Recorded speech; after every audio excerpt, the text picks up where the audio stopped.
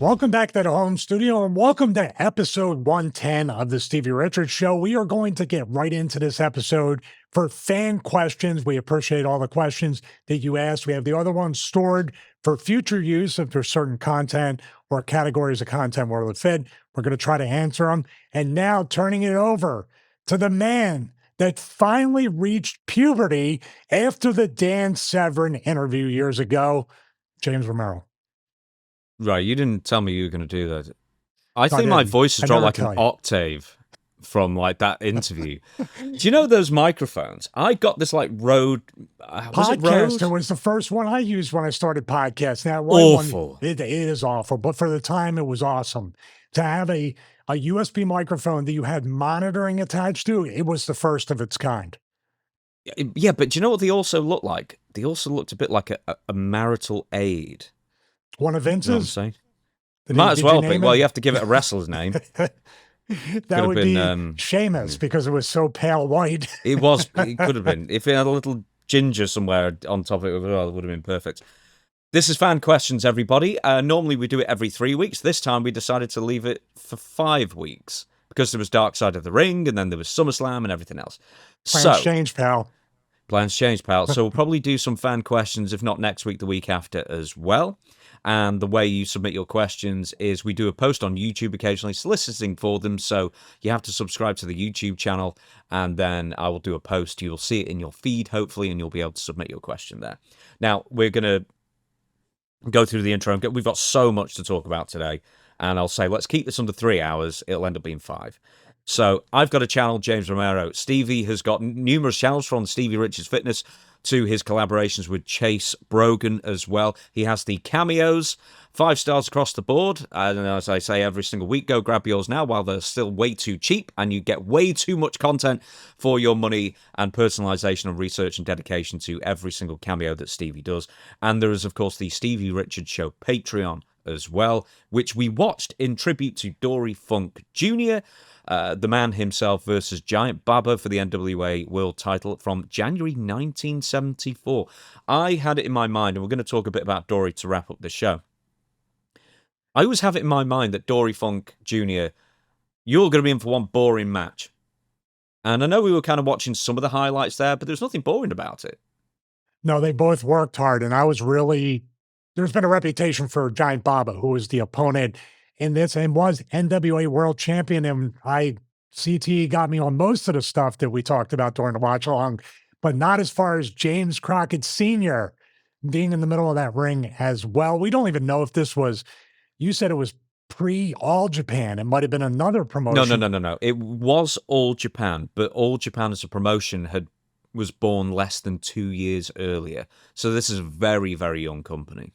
What was it before that? You said it was a different JSA or JWA? No. It was nothing. So there was the Japan Wrestling Association. I think it was an association. And that was the Ricky Dozan promotion. And Inoki and Baba were his 2 biggest stars and his proteges. When he died, JWA didn't last that much longer. They both split off and then did All Japan and New Japan in the same year, I believe, as well, 72. And from this being 74, it's a very young company.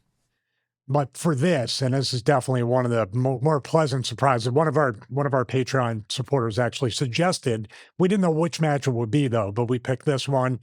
Baba with the drop kicks, with the gears in the match, with selling and everything, was really, really a pleasant surprise to look back based off of what probably people in my generation know Baba later on in years. And you can't blame him for losing some of his mobility with those, I was begging for a WrestleMania 3 ring after that one. That was a boxing ring they were bumping in. It was a little hard to follow at times because they sort of stopped and started the match. But once again, that is on the Patreon exclusive watch along. It's like 24 minutes, 25 minutes, that video as well. So along with match watch-alongs or whatever it might be every single week exclusive to Patreon, you also get the show before the show, where we sometimes talk about wrestling, sometimes talk about anything but wrestling, and then there's also the backstage stuff, the scripts of what we're going to talk about in advance, a load of other exclusive content, and we thank how many people? It's like 2,000 or something like that. Yeah, it's not far off 2,000 people are on our Patreon, which is amazing. Yeah, we're very humbled and grateful by that, and awesome that the fan questions too. The interaction has just keeps picking up and really good. I don't think, I take great pleasure in it, but not as much as James does when Ric Flair posts on Twitter, on social media. That's James's that's your love after lockup type stuff. Your candy for the mind. Yeah, it's Ric Flair, it's Undertaker. Do you know what my favorite is still? Doink the Clown.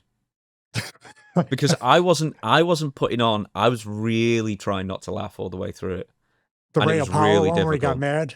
Amazing. That's my favorite thing in the world. And there was another one that was really funny as well. But it's like Ric Flair. It's like you can't not enjoy him. He's not a guilty pleasure. He's just mad. Isn't it like the memes or when someone posts? I'm sure someone posted the reply. Everyone ... Ric Flair. She's happy to be back. Like nobody asked the question, right? Just waited. You saw the follow-up post, didn't you? No, I didn't. Oh, yeah, he's No, already clarified that he's not back together with Wendy Barlow, and that those haters out there who are trying to make something negative out of a positive need to grow up and get a life. It's like, you're an idiot. Everybody on social media, ... Ric Flair, you haters. Like, what? It's amazing. It's amazing. I get absolute pleasure from it. But I didn't want to talk about it on here because I was just like, what is there to say at this point? Because the post has already been completely blanked out, like nullified from the second one. It's bizarre. You got your dopamine head off it, so that's all that counts, all that matters. We've got fan questions. We're going to go straight into it. And the first one is from Dr. John Smith. I would like to know who you think belongs on a Mount Rushmore of sellers, or perhaps a tier ranking list of wrestlers who sold the best, both in the ring for matches and perhaps even outside the ring during angles. Thanks again for such fantastic and valuable weekly content. Oh, this is Tim from Minneapolis. Thank you for giving your name and where you're from. Vince McMahon, then. Greatest? The greatest seller? No, the biggest clod you'll ever be in the ring with. You're talking about the stunner, right? Which people were 50-50 on that. Some people thought, well, it's a stunner. Hey, it's a stunner. So you act stunned. But Dr. John Smith, he's actually a person that comments quite often on the fitness channel. So I definitely appreciate the support here and on there. Man, I'd have to say right off the bat, I don't know. You can have more than 4. Obviously, we're talking about Mount Rushmore. But my personal favorite, and this is probably no surprise to you, James, is Mr. Perfect as number 1. Bumpers and sellers, there's nobody more unique. And it very easily could be construed or interpreted as over the top selling, but he had such a way with the style because his moveset, his offense and his selling kind of mirrored with the way the body would move. So Mr. Perfect would be the first one I would think of. Another one would be Regal, William Regal, Steve Regal, the selling. You're talking about 2 different ends of the spectrum, but a completely, how should I say, it's enthralling in a way, the way they both sell. Like you look at Perfect, it's so over the top and exciting. And then Regal's like, yeah, that looks real. The way he's, even off a lockup grabbing his ear and thinking that you caught him in the ear or something, shaking the hand, or just trying to, just even doing this after having his wrist grabbed, even though he would do that kind of like as the Lord Steven Regal character. So those would be the 2 opposite ends of the spectrum, but appreciation for how both of them stand out right there. Now, can we just get to the criteria then? Because there's 2 people, but you're talking about the physical. We're not talking just about the facials then. We're talking about how they move and react to moves. That's I'm talking more what you're... all of it. All of it with both of them. Because Perfect wouldn't be blank-faced when he would sell. You would still have that. And then Regal wouldn't. He would definitely have sometimes a very... I don't know. It would feel a little over the top, but it would feel realistic. In wrestling, you have to go and turn that up a little bit. This is what I mean about a tier list. I don't think we could do a tier list because number 3 can also be number 1, because to have somebody over 6'5", 6'6", 320 pounds or whatever he was at the heaviest, to have you actually want to cheer and give sympathy to a guy like Hulk Hogan when he was selling, that's what made his comeback. Is that because the comeback was just the 3 punches, boot, leg drop, really, but the selling made you want to kind of get him back on his feet, to do that comeback. So Hulk Hogan, one of the greatest sellers in his own right, when you pair it with the guy was a monster of a man, and you can make how could you stay that's what people lose too. How could you have sympathy for a guy that quite frankly looks invulnerable on first look? But then when he gets knocked down, he starts reaching out and begging the people to help him. Just amazing stuff. So I put right up there, probably the fourth. If you only wanted to have four, that's three. The fourth one has to be Ricky Steamboat. The way he would sell and, to contort his back. There's people like Val Venus. We talked about him last week, but Val would sell a lot of his stuff like Ricky Steamboat, contorting the body and, bridging the back and all those things. If I did at 54, they would lock up instantly. But Steamboat right there. But I mean, there's a lot of, we always criticize and a lot of what went wrong is other things about people not selling, but there are a lot of people that do know how to sell. I think Randy Orton's an excellent seller. I don't know if you want to go beyond the four, but the way Randy sells not only defensively, but offensively to really make, shaking the head, even though setting up for the RKO, other things, the in-between stuff is selling the moves that you're doing as well as selling moves that are done to you. What say you, James? I wrote a few things. Who do you think is the best masked seller? So you can't rely on your facials, just pure body language. Oh, I would probably have to say Rey Mysterio, just by default that the fans care about him, because obviously your body language of selling, of being down and doing those kinds of things. Who else would I say? Texas Dirt wasn't bad. From Dirt, Texas. But think about it, even with Dusty, by the way, spoiler, Dusty was the Midnight Rider. The Midnight Rider would sell. There would be other, I think there's a lot. I think even Bill Eadie, as one of the machines, did a really good job because obviously Andre's going to blow the comeback more times, and not sell. So you look at that. I mean, with a mask, dude, just even breathing and trying to see in a mask, much less selling, is really, really difficult. I'm trying to think, because you don't expect a whole lot of mass wrestlers to really sell. I think Penta does a great job selling for a modern wrestling product where it has to move very quickly. Dragon Lee's good. Who else? Ray Phoenix can be good with what he does. I'm just trying to think of more modern wrestlers to do it. Bill Mascaris wasn't really known for his selling at all, was he? No. I'll tell you what, just for one specific move, Rick Rude with the atomic drop. That will never not be funny. And I'll tell you what, Honky Tonk Man as well. Just for the over-the-top kind of ridiculous, but like entertaining way. You're talking about when he took the shoulder block from Warrior at SummerSlam, he was like this afterwards and kind of sprang himself up onto his butt a little bit. I'm surprised you didn't mention Ricky Morton, because everyone mentions Ricky Morton. Yeah, I mean, that's, like I said, there's so many, you talking about four, Ricky Morton, the Rock and Roll Express as a whole, even though Ricky was the one that always took the heat, would be good. I'm trying to think Midnight Express's baby faces would be really decent. Bobby would be able to sell. Bobby, when he was doing singles against people like Arn Anderson, Arn Anderson's an excellent seller for being a heel. He can sell. Flair can sell. Barry Windham was excellent on both ends of selling. Luger, not so much. I'm going to say Jacques Rougeau. As much as he doesn't like me, I really am a fan of Jacques Rougeau.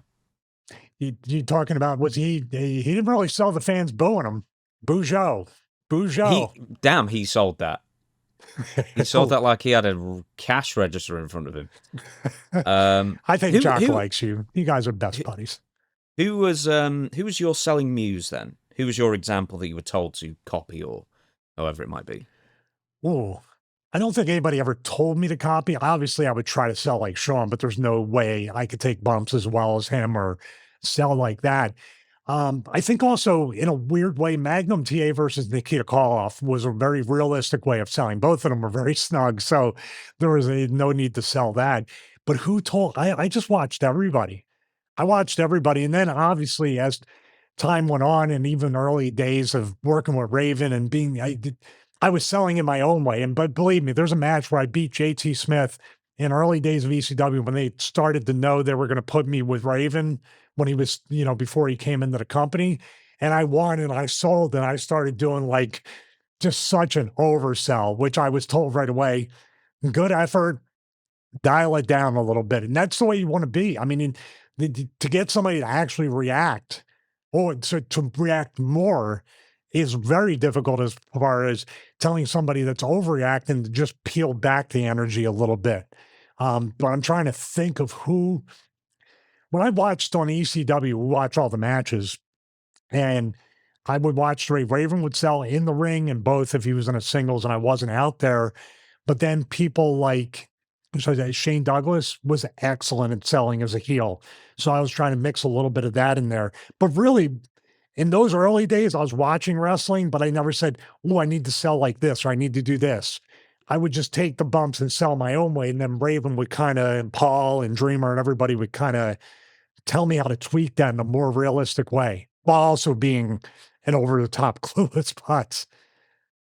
It's difficult. You got to find your own way of doing certain things and everything, and or you're going to be a carbon copy. Like a lot of things in wrestling are really just a combination and amalgamation of what little pieces you want to steal and then twist it on. That's why I always say, like, the SGT Slaughter thing with Tiffany Stratton, not to keep bringing that up, but you should want to watch things at least 20, 30 years previous that you might be able to rehash and kind of make it your own, because nobody's going to remember that. Who was the...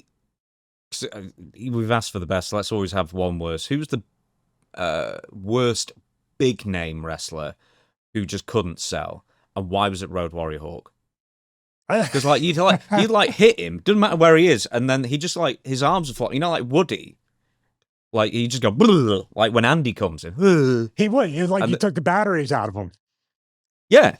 Yeah, you need to pull the string on him, put 10p in that guy to start getting going again. He was awful. Well, I've talked about this before because we put up a short, or Chris did. Thank you for a great job with that, about the Road Warriors, like kind of like they were booked into a corner in a positive way throughout their career because they just ran through people for the most part.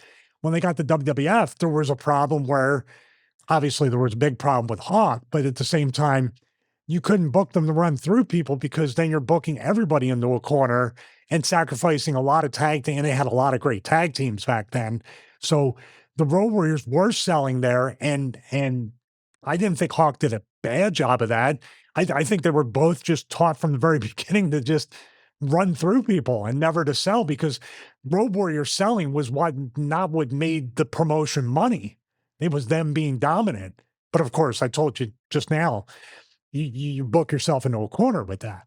And speaking of selling, I'm going to do one quick sell job on you. We are very, very close to 10,000 subscribers on TikTok. Yes, I know it's TikTok, but we post a lot of stuff on TikTok as well, WSI Network. We are at WSI Network, so if you'd be so good to follow us, get us over that hump of 10,000, we will be very grateful. Right, next question.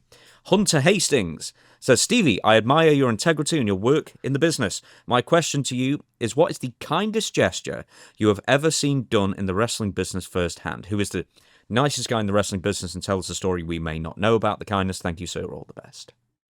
Oh, wow. That's actually amazingly, in a positive way, a tough question, because there are, we talk about the other end of it, but there are nice guys in the business. And there's going to be a question about Glenn, about Kane in a little bit about that. He's definitely one of the nicest guys, and he's definitely a friend.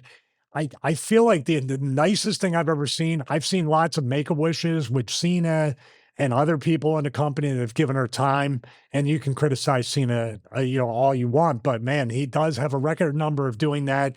Those do weigh on you emotionally as well, seeing all these different children in this Make-A-Wish program, which obviously they're going through a lot more, but for Cena to do all that stuff in between his schedule, I think The Rock had done a bunch of them. Obviously, Hogan has done a lot of those things, which aren't really necessary in a way, but the fact that they want to do those to that degree, I think probably the kindest gesture, the kindest act I've ever witnessed firsthand was when we all landed. I've told this story before. First landed at HWA in developmental. Myself, Bill DeMott, Tommy Dreamer, a bunch of other guys were working developmental at a certain point when after WCW was bought by WWF. And we had landed and we were driving to basically that area, the hotel and the school, when a bus got into an accident and started to catch fire, and myself, Bill DeMott, and Tommy Dreamer all rescued the people on the bus. Where Tommy and Bill, I was there with them, but they ran right into literally this bus that could have, who knows what could have happened, and got people off the bus, and everything was good. And that's just what I witnessed, like right there firsthand. But I've witnessed the Make-A-Wishes. I witnessed guys going out of their way. I also have witnessed modern times of Cody signing every autograph, not only in WWE, but also on the indies at WrestleCon, and being very good to the fans. You had a little side-eye look there. What happened? No, nothing. Okay. Well, first off, I mean, but- those two rescued the people out the bus. Did you? Oh, I was there. Yeah, I went in there. Okay, well, yeah. That's I knew about you as were there. I firsthand- just didn't know if you that's went in about there. it. Yeah, I was like, go get him, guys. I'll be right here. That looks dangerous. No, I went in, but they were asking firsthand. That's about as firsthand as you get. I was right there. They're the I real presume- heroes. I presume you did some Make-A-Wish stuff as well over No. the years?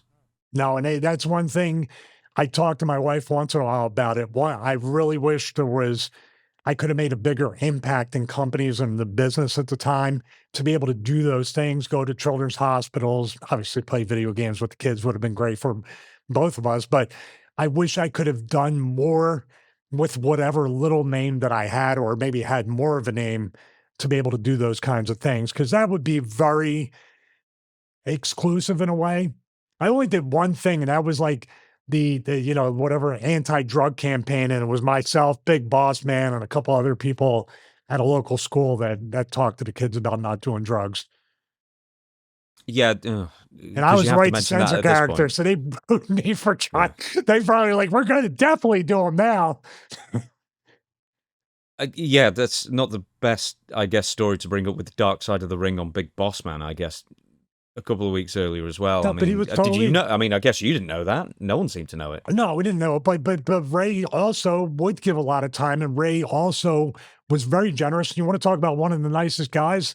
There you go. Ray Traylor was definitely one of the nicest guys you can meet. I think he was one of the most generous guys with other talent that he didn't need to be. Dude, he was probably a legend, or near a legend when I got to the company, and then I got to work with him in the early Jack the Metal days. And it was an exciting time to be able to wrestle somebody like Big Boss Man, who I had to work and keep up with. He was that fast and that athletic, but also a nice guy. So basically, you're talking about nice guys. Ray falls into that category as well. Next question, not that Raven, but Raven and some numbers. What specifically was it about Chyna that made her so difficult to work with? Was she too stiff? Did she not do the moves correctly? Was she bad at coming up with moves or spots, I guess? I think Jericho had talked about this, and I backed him up on that she was really rough to work with, really hard to work with. Stiff wasn't the most egregious part of this whole process of working a match with Chyna at this time. It had everything to do with Hunter. It had everything to do with the office and politics. And I think Jericho had said in that interview, she could stiff you, but you couldn't stiff her back. And I wouldn't do that anyway, but there was a lot of things to work around with Chyna. Was she incredibly over? Absolutely. But she was also protected, really protected by the company as well as her boyfriend. And you had to work around all that. And it led to more of a stressful experience. And it wasn't, and trust me, during that time, she was not really fun to work with. There was a lot of, how should I say, if you knew something was good or something that should be done, or she had an idea that wasn't quite good, you had to go with the bad idea because of all those other factors.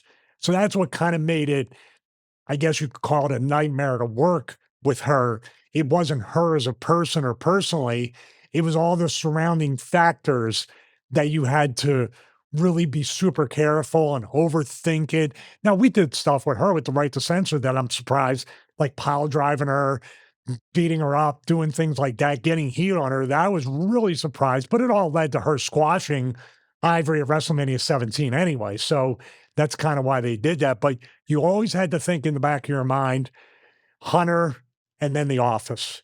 And that's what made it kind of rough. Being stiff by her, she hit, but it wasn't like anything that would like where you would see stars or anything like that.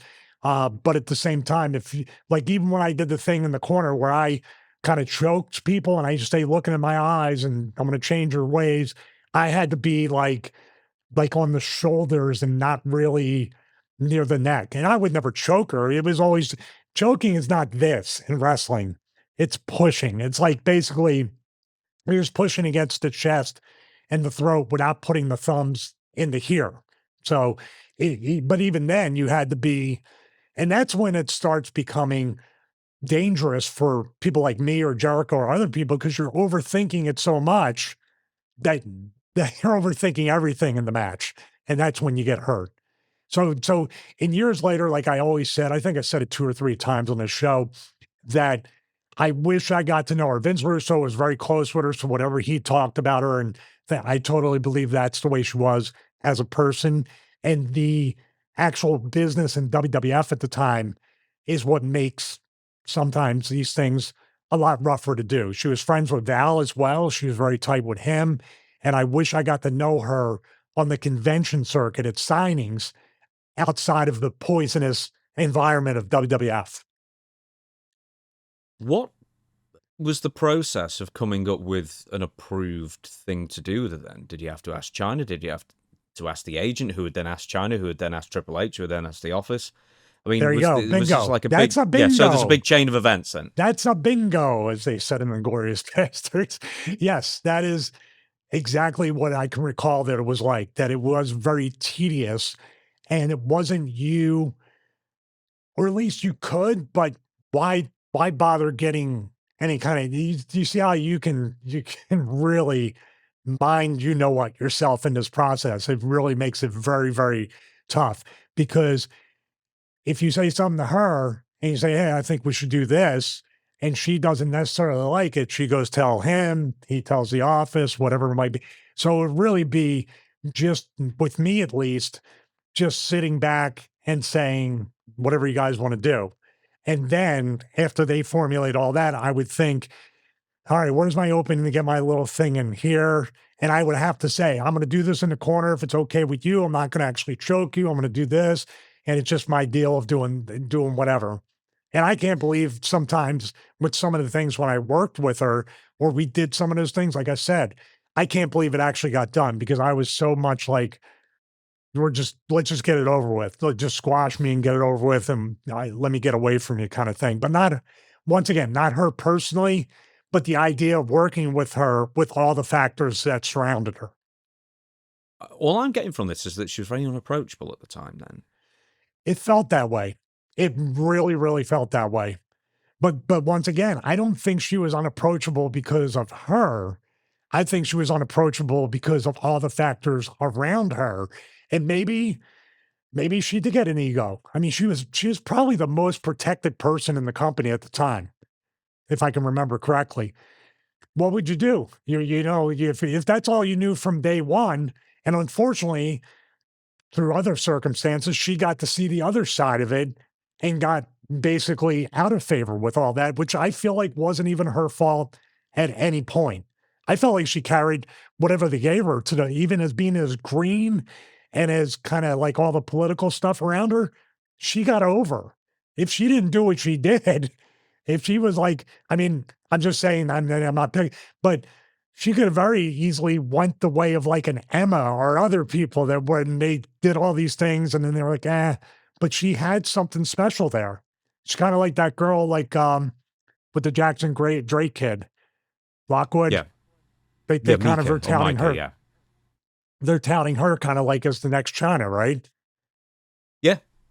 There's worse people to be compared to, at least in the ring, I was going to say. What's so interesting is, like, when she left the WWF in 2001, we're talking, her last match was in May 2001. I remember it was against Lita. And it was almost jarring to see her going into the women's division, if you know what I mean, because she'd spent, years beating up the men, quite frankly. But the story that I think I heard from Jim Ross was that, come contract negotiation, she was asking for, at the time, a ridiculous amount of money. She wanted like nearly $1 million a year and this, that, and the other. And the way it read to me, I was thinking is this a way of Chyna giving WWF a reason to get rid of her because she was uncomfortable with the whole Triple H and Stephanie McMahon thing, or did they just not value her enough? And why didn't they value her enough? Because she was clearly a big star with the WWF, but maybe it's because she was a woman at the time and think, well, she doesn't wrestle that much and whatever, that she isn't worth that money. But I kind of thought at that point, because in 2001, after WrestleMania and everything else, she was still really popular. She was getting more popular. But you also have to go back to the heyday of Chyna. And she was, in her own way, she might have been, because of a woman basically beating men like Jeff Jarrett, beating us up, doing all that stuff. You can quite frankly say she might have been one of the biggest stars, if not the biggest star, that stood out on her own in the company because of what she did and who she was, and being a woman that was literally dominating the men. So like you said, when she goes to the women's division, it's like, how many is this? A few states, you should just mow through everybody. But think about this. She wanted an insane amount of money. And this is pure speculation on some part. But on the other part, everything they gave her, she made money with. How much of a merch seller was she? The magazines, especially the Playboy magazine, they featured her to such a degree that she was increasing her value through them giving it to her and her performing one way or the other. So what I look at with that is two things. Number one, she kind of did earn the guarantee, if that's what she was asking for, based off of everything they gave her from a mainstream perspective. But also, what she's saying in a way, well, if I'm going to be here, I might as well make as much money as I can for my misery right now. Mm-hmm. Maybe there's a third thing, like you said. Maybe it's like, I'm going to ask for all this money so they will let me go and I can do what I want. I don't know what she had planned, but it definitely wasn't going to be, and it turned out it wasn't anywhere near as big as the WWF machine behind her. No. She tried to go to TNA and New Japan the next year and stuff, and it just, obviously it wasn't the same, and then there was personal issues as well with that as well. Do you remember her leaving or the reasoning? No, I don't remember. I just remember, I don't remember the exact, like, she's gone and that's it. It didn't feel like, hey, by the way, she's gone, or Chyna's gone, or it was a talent meeting, or even a rumbling around. But I know that it was very, very uncomfortable when she was there and the other thing was happening. You could feel the discomfort, and you could also see her sort of loosen up a little bit, I guess, and it felt like she was breaking, for whatever reason, whether it was more because of what they were doing, breaking away from that and kind of being more, I guess, one of the people in the locker room. That's just my sense at the time. You could see or feel that there was some kind of discomfort with her, that she wasn't happy. But because she started talking more to people like me a little bit, just a little bit, and then other people, and I was like, this is weird. Am I being set up here? It's kind of, because all the other stuff was very short, very whatever, very much you were part of the office, you're part of that guy, and you kept it professional, but it became maybe a little bit more loose and personal. Not a lot with me, but a little bit with that. And I was going through my own, Chyna and I should have talked at that time. We probably would have been best friends, because we were both kind of pariahs in one way or another. Yeah, I think she's almost like SGT Slaughterers, that she was someone who, if they'd allowed them to, really upset the pay structure. And I bet she was bringing in a big women's demographic. I bet she was bringing in a lot of women and girls at one point who may have stuck around a little longer if she'd been on the roster. I think Chyna's impact is quite understated. I do too. I mean, we'll talk about powerful, strong woman that's basically every bit as good as men. That's exactly how they booked her. So yeah, I would say she was definitely somebody, if they thought about it, maybe today's WWE, they would see that with more value, or she would be 50-50 booked from that. She won a title in the first match and then be putting people over in 2 minutes, like in match 10. Next question from Nod Solrak. Assuming that some of the top name wrestlers have agents, how involved are they when it comes to storylines and how often they get titles? Now we're not talking about producer agents. We're talking sports about agents, entertainment sports agents. Yeah. Your Barry Blooms and whatnot. That would be something that I have absolutely no idea about, but credit to that's probably why Vince didn't want agents for a very long time, because I have to think some amount. This sounds like creative control, right? When you're saying certain titles, certain things like that. I don't think that's exactly the way it's put. In other words, I think I've talked about it quite a few times here that whatever your pay structure, whatever your guarantee is, that's exactly how they're going to use you. Now, there's opportunity to make more, opportunity to move up. But if you come in back then, 75 grand a year, now what, 350 minimum for the talent? If you're there, 350, you might have a chance, but 350 seems like a drop in the bucket. And when inflation, cost of living, it's kind of the same thing as 75 or around that. They can afford to do that. But then again, like even if you have $1 million contract, they can still cut it in half and do what they want with it. And I don't know if an agent has anything to do with anything outside of the fact if the agent negotiates the money, then they need to get the return on the investment. So it's kind of a de facto push that you're getting. Now, I don't know about titles and stuff like that, but there's only two people that I know that have official creative control clauses in their contract, right? It was Hogan and Brett. That's the In only two I remember. WWF? Who? In the WWF, you mean? Or are you talking WCW? Well, and generally in wrestling, I don't know if I know that Hogan definitely did. Hogan definitely had Brett in WWE or WWF. But only the last 30 days. Yes. And that was reasonable creative control, which was, broadly interpreted. So screwing somebody was not reasonable creative control. Okay. The point with that is that the reason that Brett probably didn't sue back is because he punched Vince McMahon afterwards. So they probably just called it a wash and moved on. Oh, I have no doubt. I mean, what are you going to do? But Brett, his instincts kind of thought with that reasonable creative control in the last 30 days that they were going to screw him. He had, maybe not like that, but you had an idea that it might have been put everybody over on the way out, kind of screwing you over. So your value goes down. But in WCW, I know Hogan had it. Scott and Kevin had the favored nations clause in their deal that anybody who came in and made more money, they would be bumped up, correct? Mm-hmm. I'd rather have that. Because once again, when you're making more money and you have a higher guarantee, they have to use you. They don't have to. Vince has done things where he's hired people that, for money that hasn't pushed them just to prove a point.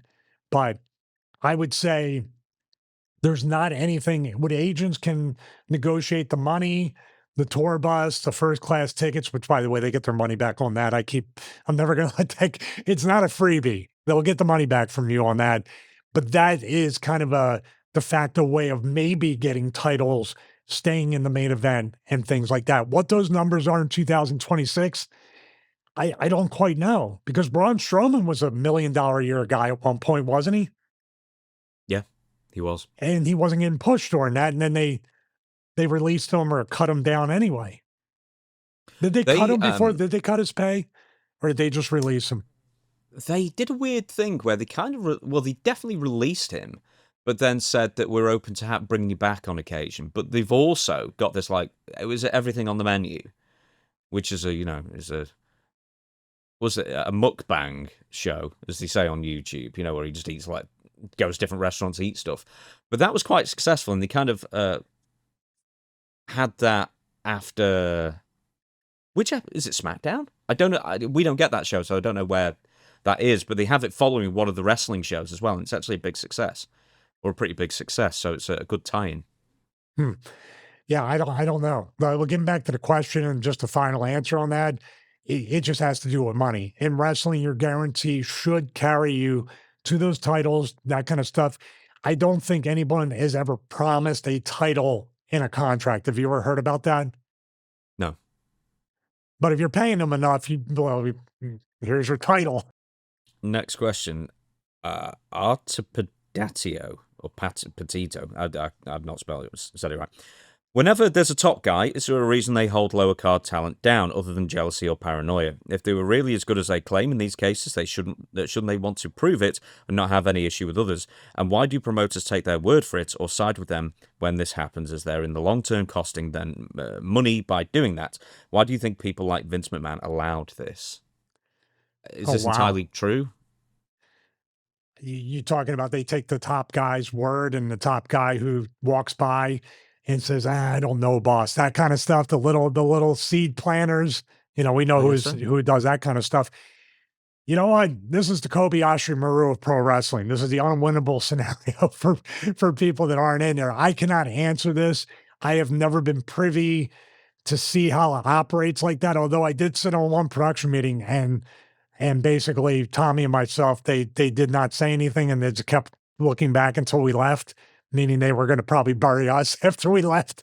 But I have no idea. But this is what makes you talk about the previous question about titles, about money. This is what matters.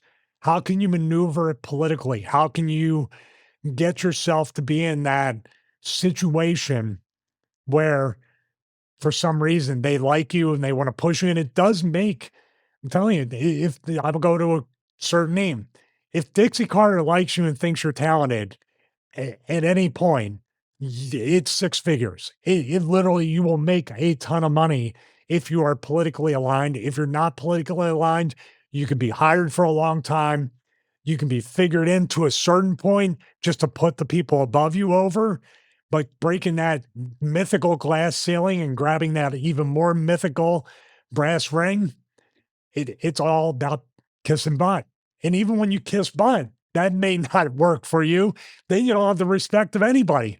It's very odd. That's like one of the best questions that we've gotten on here. And something, unfortunately, I do not have an answer for, except, you know what? You use jealousy and paranoia. That is the two staples of the professional wrestling business. Jealousy, paranoia, and any other negative kind of emotion you can think about that somehow makes people flourish. But then what happens is we're starting to see it when those types of people leave the business where they can flourish with that attitude. In the real world, it doesn't really work out. In the YouTube creation world, kind of, hit or miss.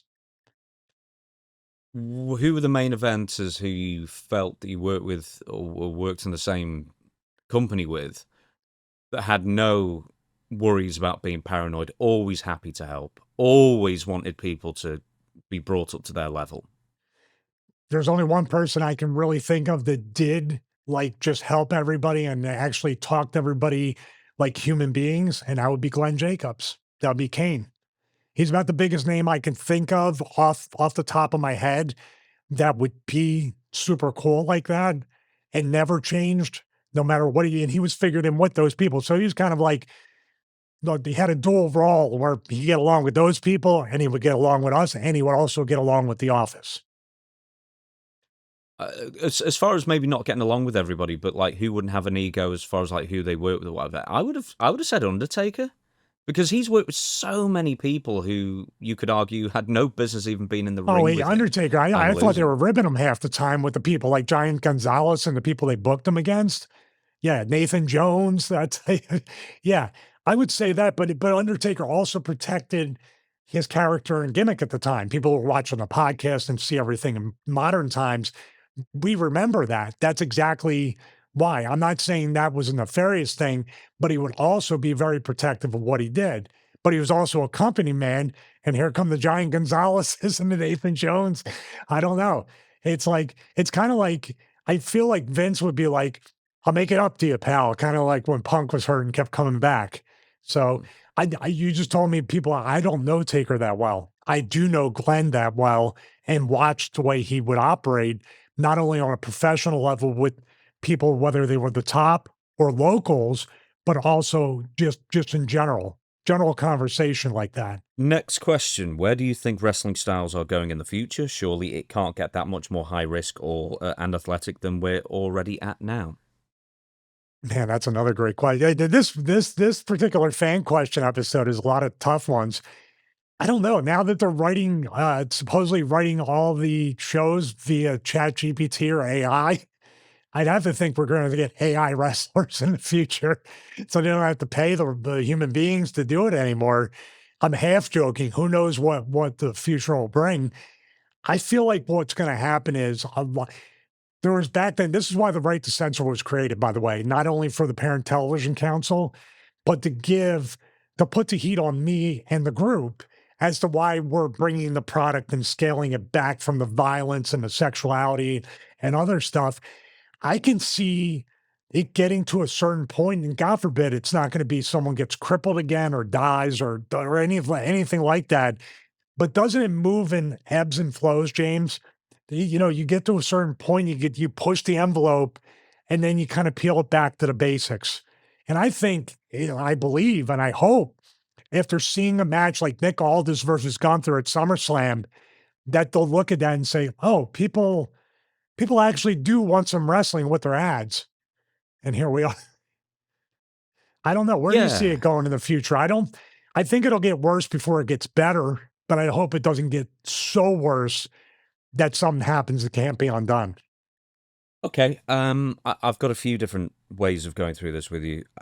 Firstly, do you think stuff is just going to get more extreme as far, and this is more AEW as far as national, international companies goes, because a year ago we were talking about John Moxley taking a suplex on television as well, not even on a pay-per-view, on that 2x4 with the spikes coming out and other stuff like that, where they are not afraid of doing deathmatch stuff on free TV as well. We kind of know warning, and that can be an issue for sponsorship and certain fans who won't like that kind of thing. Do you think there's going to be more of that?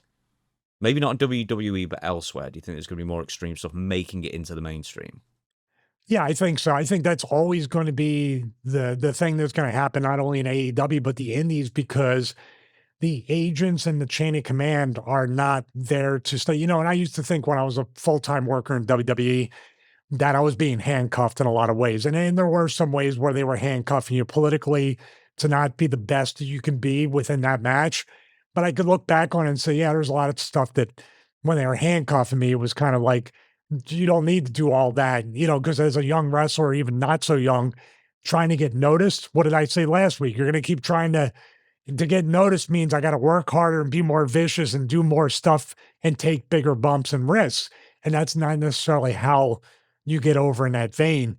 Yeah, I think WWE may do it on occasion with pay-per-views and stuff, that they have more blood in recent months on shows, things happening. And of course, you need to put the Slim Jim tables in there and things like that. But I think AEW and the indies are going to be more prevalent for that because whatever you guys want to do. Isn't it more like that where the boys and the girls are in control of the match rather than having an agent come in and go, yeah, now let me pull it back a little bit to protect you from yourself. There's more of that a little bit in WWE. Yeah, it's certainly AEW. I think as far as the formatting goes, is just go out. You know Wild how Wild you've West. always, yeah, and like it'll end up being like the same finish or something too similar, like 3 matches in a row. And when then there's no cohesion from match to match to match because there isn't like there's not like an overlord specifically watching or looking out for the minutia of every single bout to stop everything running together or stealing each other's ideas, even if it's by accident, kind of thing. Yeah, and that's I don't know if they have it in WWE. I would hope they do, and I would assume that they do. But sometimes when I watch, like you said, they do multiple same finishes within a show, maybe not back to back. But I would think there would have to be agent meetings like at 4 o'clock or something where it say, what do you got? What do you got? What do you got? And then they can kind of separate that. We do that. We did that on the indies a lot, especially in Wildcat. I'd go around to everybody and go, what body part are you guys working? What are you doing? And okay, all right. I walked around and we're placed here on the card. They see the arm being worked already 3 times. And then as a veteran, I would say, hey, well, there's 2 other matches that are doing the arm. Let's all get together and figure this out so we're not kind of overlapping this stuff. Or this person's gimmick is breaking the arm or working the arm or doing it. So everybody, let's just kind of stay away from that. You kind of picked on something I wanted to bring up there: censorship. WWE are going overboard with the censorship at the moment. They cut out a line from Becky Lynch last week. They blurred Royce Key's blood. They blurred Bron Breaker's blood. And keep in mind, I'm presuming these are all approved lines and approved blood and whatever else it might be. These are all approved. And then Netflix is still going in, or WWE is still going in after the fact and censoring it. And the only thing they're not censoring is the ads. Oh no, they And sure aren't. They sure aren't. they supposedly cut out the ads for the non-US market after the fact, but we had a glitch on our Netflix when I was watching this morning, and it wouldn't let me get off the ads. And then I had to skip all the way to the end of the Austin Theory Akira Tozawa match because I couldn't get away from the ads. So it had me locked into the same one for ages. But I think censorship is going to be something more prevalent with WWE specifically. And I don't know why, because it's just happening all of a sudden. WWE seems to dip in and out of different identities. Like I saw the Kevin Owens promo on Punk where he called him, the S word. Did that thing get bleeped out on YouTube? Did it get bleeped out live on the show?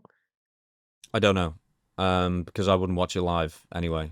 Yeah, but on the YouTube clip on their official channel, they did not bleep it out. I was very shocked to see that. So you have that, but then you censor. Basically, there was a Jacob Fatu thing with Royce Keys, right, where he bled from the mouth. Mm-hmm. It's obviously a capsule. I mean, it's just weird. Now, we're going to get to the point where if they don't blur it out, they're going to say, don't worry, kids, it's just a capsule. It's not real blood. Oh, do you know when they have them trigger warnings at the beginning, which really annoyed me with WWE Network and everything else? It's like, you may hear some things in promos from 1998 that don't align with the values of 2020, blah, blah, blah. And it's like, just shut up and just play the damn thing. This whole sanitize for your protection nonsense. And it's never anyone who's like shot for themselves. I'm shot for somebody else just in case they see it. I'm not shot, but I'm shot for somebody else. It's like being offended. It's the same thing. Will they go on a schoolyard even with grade school kids and listen to the way these kids probably talk to each other? Yeah, well, they should do. And I'll tell you what else as well. It's like, Netflix. We were saying in the pre-show, it's like I just watch like true crime and like documentaries on Netflix all the time. That's on Netflix, yet somehow on Raw, you can't look at fake blood or a kind of tame line from Becky Lynch. For some reason, someone somewhere, whether it's a sponsor or whoever, has put the call in to sanitize WWE for your own protection. And keep in mind, once again, the average viewer age is 50. Who are you protecting? Here's a question I'm not quite sure the answer of. Does UFC blur the blood out? Of course they don't. Same company. Well, same parent company. But that's why the parent company is the one that's going to come down to WWE and say, this sponsor said this. You can't do it. I just feel like it insults everybody's intelligence. Now you want to see what it is, what the blood. Every time something's blurred out, what's it make you want to do? Every time you get a trigger warning before a show, most people will be like, I really want to watch and see what they're talking about. So you really deterring anybody? Yeah, no, it's not there to deter anybody. It's there to, I guess, cover themselves legally or something. And I just take the sponsor money because we need the ads. But the Slim Jim table is definitely, I think back to Bob Holly slicing his back with Rob Van Dam on that episode of ECW going through the table. And I think what if there was a Slim Jim table and Bob did that? They would be talking about the Slim Jim table and not the cut on his back. It's so weird. A couple more things for the future. Do you think matches, at least in WWE, can even get any more scripted or rehearsed? Oh, that's an excellent question. I think maybe if they actually they start bringing out teleprompters for the promos, like at the presidential time, why not? And then I think they talk super loud now. Nobody tries to hide the fact they're calling spots. So aren't we kind of there already? To me, that was like, you got to call it sometimes. And I know they make fun of Cena for calling spots so loud. And I'm sorry. We're not supposed to expose the business here. We were told not to. But that they're talking about John Cena yelling spots out on a WWE related show. Doesn't it completely, not just the act of doing it, but laughing that those things are always done? Doesn't it kill it as a fan?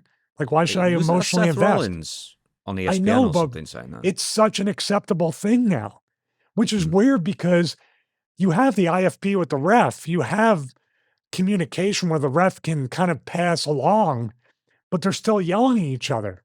More adverts, of course, I'm sure they're coming. I mean, what else can we sponsor? I mean, can we sponsor the inside of your eyelids? I'm sure it's going to get to that point. But as far as the matches go, like, are people going to take things to more extremes, etc., etc.? That is a debate where, you're always playing a game of can you top this? But I can't get the whole Young Bucks thing from a couple of weeks ago out of my mind, where they're just taking finishers and just getting up to go to the next thing. And I just wonder if that's going to be more and more prevalent. That, and just these matches where, as I say, with the Roman Reigns, Seth Rollins thing, we'll talk about that in a little bit as well. And so many other main event matches where it's just nothing in the second half, but I go for my finisher, I hit my finisher, you kick out 2, then you do your turn, I kick out 2. Then at some point, someone kicks out a 1 and powers out, even though it was another finisher. And then a finisher works. I just, like, WWE is like so homogenized. Like, they've got one gear for main events, it seems. Well, where's that leave people like Gunther then and other people? Although he does turn up the gears with the power bomb, with the, he does different things to pick up the pace. Well, people like Gunther, or maybe if Nick Aldis comes out of retirement again and becomes a wrestler, which I hope he does, how's that with the very basics of people? And from everything I've seen, I know I keep going back to that match. From everything I've seen, the Reigns Seth match was forgettable. The Cody Punk match was decent, but people are talking about that Nick Aldis Gunther match as if there was something special about it. And there was, because it stands out from that. But then again, will styles like that be left behind? Because that is the identity of WWE right now. Just action, action, action. Well, ads mixed in with some action. So where do you see wrestling going from here then? I mean, is it all going to be negative, or do you think there's going to be a pushback? And, once again, we can bring up the Nick Aldis thing. That was just a basic, good, hard-hitting match. And I'll tell you what, a lot of people would have said that was the best match of the weekend.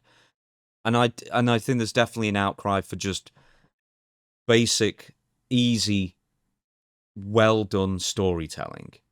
That, it's just we're not getting served with that. Yeah, we had some glimpses of that. We had the Nick Aldis Gunther match. I believe the 4-way, even though you talked about it being just 8 minutes, what more did you need? Kevin Owens came back. They gave him what they wanted. Why, don't overstay your welcome. And it was definitely something that you could have matches like that on one night. That's a whole nother problem right there. Where do you see there could be a Friday, Saturday, Sunday? And these are the same people that said when I was like, they're going to have 2-night pay-per-views throughout the whole year. Like, they're crazy. They'll never do that. There's just WrestleMania. Here we are, pal. I can see it being a 3-day pay-per-view because it doesn't matter if we got to make $25 tickets, use midnight as the code. We'll never forget that code. and it was winter. You already forgot it. It was winter. Winter. What was midnight? There was a code midnight. Was it? I don't know. It might have been for my CBD. It might have been for my CBN gummies or something. I don't know. Aha. There, it hasn't brought back in a while. Okay. What do you think? Can you see anything like being positive in the future then? Do you think there's something that's going to improve from where we are now? They're going to make a whole lot more money. They're going to make a whole lot more money. And that's the point I was about to make. You might be like 3 nights is way more than enough for a pay. 2 nights is too much. Oh, dude, they're doing Royal Rumble soon. They're going to change that to 2 nights next. I promise you. But that needs to be 2 nights more than SummerSlam does, because you got 2 Royal Rumble matches. You can't have 2 on the same deal. It's exhausting. It doesn't work. It is exhausting in one night. But no, I can see them making more money. I can see the talent becoming, even more mainstream athletes, so the more athletic people doing that. That doesn't always translate into that. I can see more crossover. I don't know if we're overdue for the next NFL person to come over and make a run. I'm surprised we haven't had that in a while, because that seems to be the most successful, at least for WWE and WCW back in the day. Those NFL players really did perform great when they were in their spots. Next question from Meme Lord. There we go. It's got numbers in it as well. I can work it out. Meme Lord something or other. From every story I heard, Kane is a very nice guy. How did he survive backstage politics and American politics? Yes, Kane is a very nice guy. He's one of the nicest guys. We talked about him earlier in the episode, so it's a recurring theme talking about Glenn being just an all-around great guy, at least how I know him throughout the years and decades. How he survived backstage politics, I would just say, well, he almost didn't survive because he had the Isaac Yankem thing, the fake Diesel. Kane was the last character that he was going to be given the last chance, according to him, according to the people in the Yeah, company. but I wouldn't say that was politics based. I just they just Well, couldn't it find looks the right at character for him. Yeah, but it looks at opportunity. He could have very easily have not survived the first thing, nor the second, or nor got the third thing. So he could go either way. Backstage politics, I would say, because of his size, because he was figured in with the Undertaker. I have no doubt that he got along with Taker. I don't know. I wasn't with the company when he started, but basically he could have been handpicked by Taker to be in that angle with the brothers, and we're off to the races, that they would say in the meetings. We're off to the races after that. And Glenn, as far as American politics, I don't know anything about it. So I have no idea, except for the fact in that area of Knox County, Glenn was known for, I don't know how long he's lived there, probably forever, because I think he was living around someone around that area, even back in the Smoky Mountain days when he was Unabomber, right? Mm-hmm. Well, he was Unabomb. He was Mike Unabomb or whatever he was called. With Al Snow. Mm-hmm. Yeah, so I don't know, but as far as backstage politics, being almost 7 foot and looking like somebody that could have a really great storyline with the Undertaker, there we go. Why they didn't do it sooner, I have no idea. I guess somebody had an idea about his brother, what's going to have with Paul Bearer, his next kind of layer of character on him, and man, that was some great stuff with Taker and Kane and Paul Bearer, who's very underrated in that spot. He really made that angle what it was. And then you bring in Mick Foley as Mankind. Paul Bearer was definitely very, very underappreciated and underrated throughout history. With Kane, I mean, he's worked with damn near every legend you could care to mention, I'm sure, in 20 odd years with the WWE. At some point, he must have been. I'm sure, like, politics played a part to a point because, I mean, did he ever go to the office and say, this doesn't work for me, brother, kind of thing? Or was he just never that guy? He was just given what he was going to do that day and, I'll do whatever you want. I've never heard about Glenn, and I definitely have never interacted with Glenn. We traveled together all the time, drove, roomed together, played video games, and I have to admit he's better than AJ Styles. We'll talk about him later. Definitely a very good Madden player, very good gamer. Glenn's the guy, like, this is where Glenn, like you said, I said, from everybody, from main eventer, from the office to just the locals, Glenn and I would go on the road, and it was our lane brain idea to play Ghost Recon, the original one, with our original Xboxes. And he was charged with bringing the walkie-talkies and other equipment. I was charged with going to newegg.com to get the 150-foot sets of Ethernet cable. And D'Lo, I think, just showed up. So he had the easiest part. He has to bring his Xbox, and we would play LAN parties through 3 hotel rooms. And that would be our thing before we would fly home. That was the kind of guy who was me. I'm sure being professional from top to bottom, along with being 7 foot and a lean 310 or 20 pounds, didn't hurt him at all, for the character. But I think it's a testament for every worker out there too, just on a bigger note, that wherever you're at right now doesn't mean that's where you need to stay in the business. Glenn is somebody that went through 2 really, really tough characters to try to get over, to one that if he stepped out today with the mask on, people would remember. So how he did it, Glenn is just Glenn. And sometimes that personality can jive and gel with everybody. And he's definitely, and maybe that's what carried him over to an American politics and being the mayor of Knox County multiple times. Would there be any truth to me saying he was, because you say, he's very professional, always turned up, but he was always in great shape, or nearly, the last few years, obviously, he was getting older and doing other stuff as well. But, he was always looked great, always treated himself well, that kind of thing, didn't have any bad habits. Did he not take the business too seriously as far as take it personally? It didn't feel that way. I mean, he took pride in what he did. He took it very serious, especially the safety of the person he was in the ring with or the people he was in the ring with.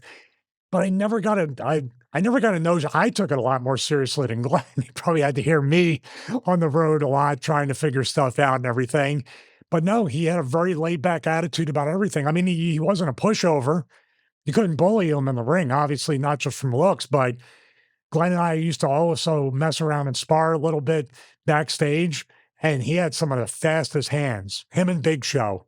I'm sure Taker, although I wouldn't want to spar. Well, I didn't know him well enough to spar with him, but even Glenn would catch me center mass sometimes, and he's like, "Oh, I was about 10%." I'm like, "I'm all the way over here, about 20 feet away." Maybe it was Val Venus who said this, because I said, well, who were the greatest or most talented wrestlers that you ever worked with? And he said the most talented guys, and he included Kane in this, if I'm right in saying, with the guys who could work like the guys 6-8 inches shorter and 100 pounds lighter, but work like them at their size. And he said Kane was kind of a marvel at that, as someone that big, but was just as light and just as whatever it is you would ever want to be. Is the validity to, when you think of a great worker, do you factor in their size? Well, you don't factor in the size unless the size is there. So basically, with Glenn being that big and Val, everything he said, I can echo it. I've had very limited time in the ring with Glenn, but you won't find anybody that ever said Glenn was reckless, careless, stiff to any point with anything. I mean, you just think about the flying clothesline off the top and the way he would hit it and then kind of tumble over a little like Barry Windham with the lariat. I don't think it's such a hot take to say that Glenn is one of the greatest workers in wrestling history and one of the greatest athletes to ever come. Because to be able to do what he can do at his size or at any size, I couldn't do a clothesline off the top. It's sometimes with the smaller guys, and especially with the bigger guys like him, Taker, let's put Big Show in there. These people are so athletic that it almost makes the moves look easier than they really are to do. Does that make sense? Mm-hmm. So when Val says that, with Glenn, no matter what size, weight, gimmick, or whatever, is definitely one of the most solid, dependable, safest, and greatest workers in wrestling. Why doesn't Kane get his due? Does it just make it look too easy? Yeah, I think because it was it just expected, and maybe Taker kind of carved the path for that to be taken for granted.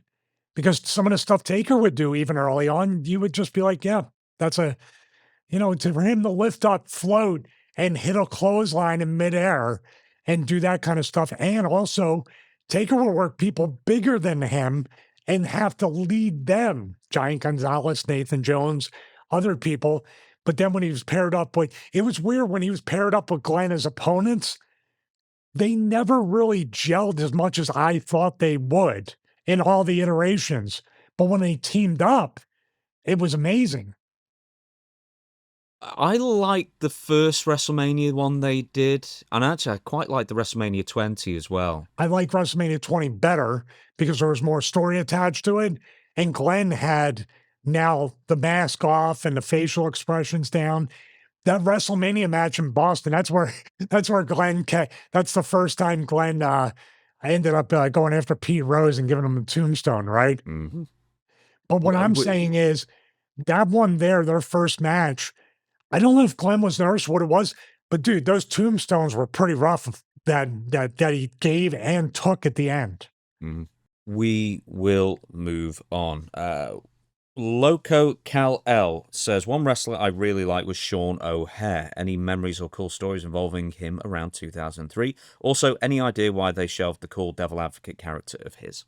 Well, Sean and I didn't know each other that well, but when I was in OVW, he was there. We talked, and of course, saw him a couple of times, maybe 2 or 3 times up in WWE when they called those guys up. I was really tighter with Jindrak, and I know Jindrak talks about O'Haire. They had a really great tag team in WCW, a tag team of great potential. They didn't really reach that. Why they didn't, I don't know, because the way he talked, this is what you told me. We'll get to that about the number of takes to get that and everything.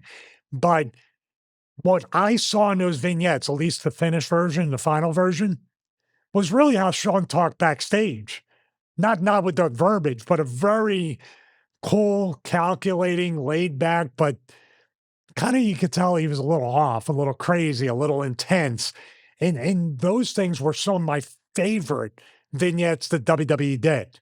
But you had told the story that it took them so many takes to get those vignettes right. Is that correct? Yeah, I think that was a Bruce Pritchard story that I, cited, where that was like one promo would be 20 takes worth, and I think it was described. He was described as someone who was not a live performer guy, which is kind of tough when you're doing a quite deep character on live TV. Is that you are at some point going to have to be a live performer guy. Yeah, it's very weird because those vignettes can also translate very badly with crowd interaction and maybe the when you're trying to do these pauses. But Sean also, this was the other, I was happy to see the vignettes, but Sean was one of those guys that almost I felt like didn't need to talk because he had so much mystique and intensity to him. You know, that ridge hand clothesline, the Sean Tom or the Wonton, as Hogan would say, bomb that he would do off the top. I felt like that he didn't need to talk. Now, if you're getting vignettes and you have literally the devil's advocate type character, you take that.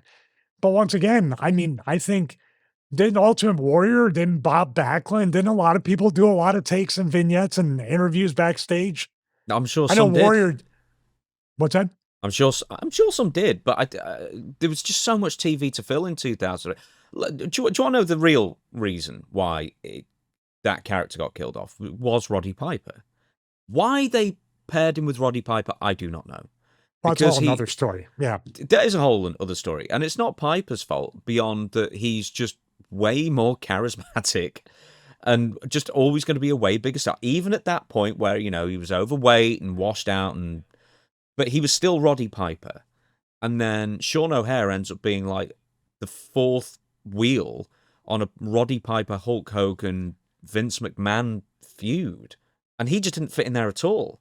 And when Roddy Piper left, Sean O'Haire ended up straight on Velocity until he was fired a few months later after, did he have a motorcycle crash or something?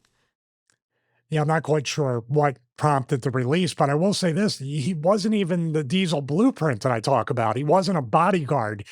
He was just a dude standing there watching. He was like, if I wanted to watch a Piper's Pit, and it was like I was just watching it. They didn't book him correctly with that.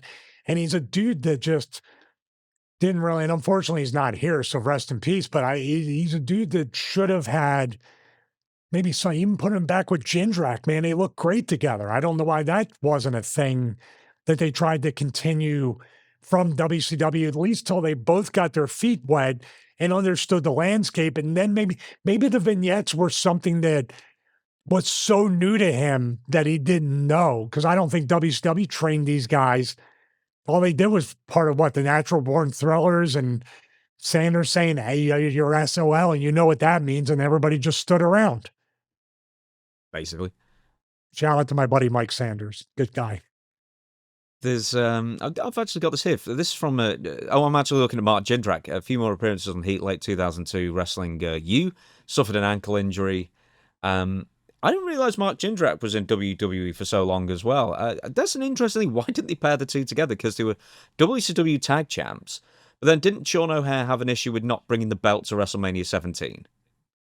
No, I think the bigger issue is Stasiak and all the stuff, and then they put him up in the nosebleeds in the box. What was Because they were Stasiak? supposed to be.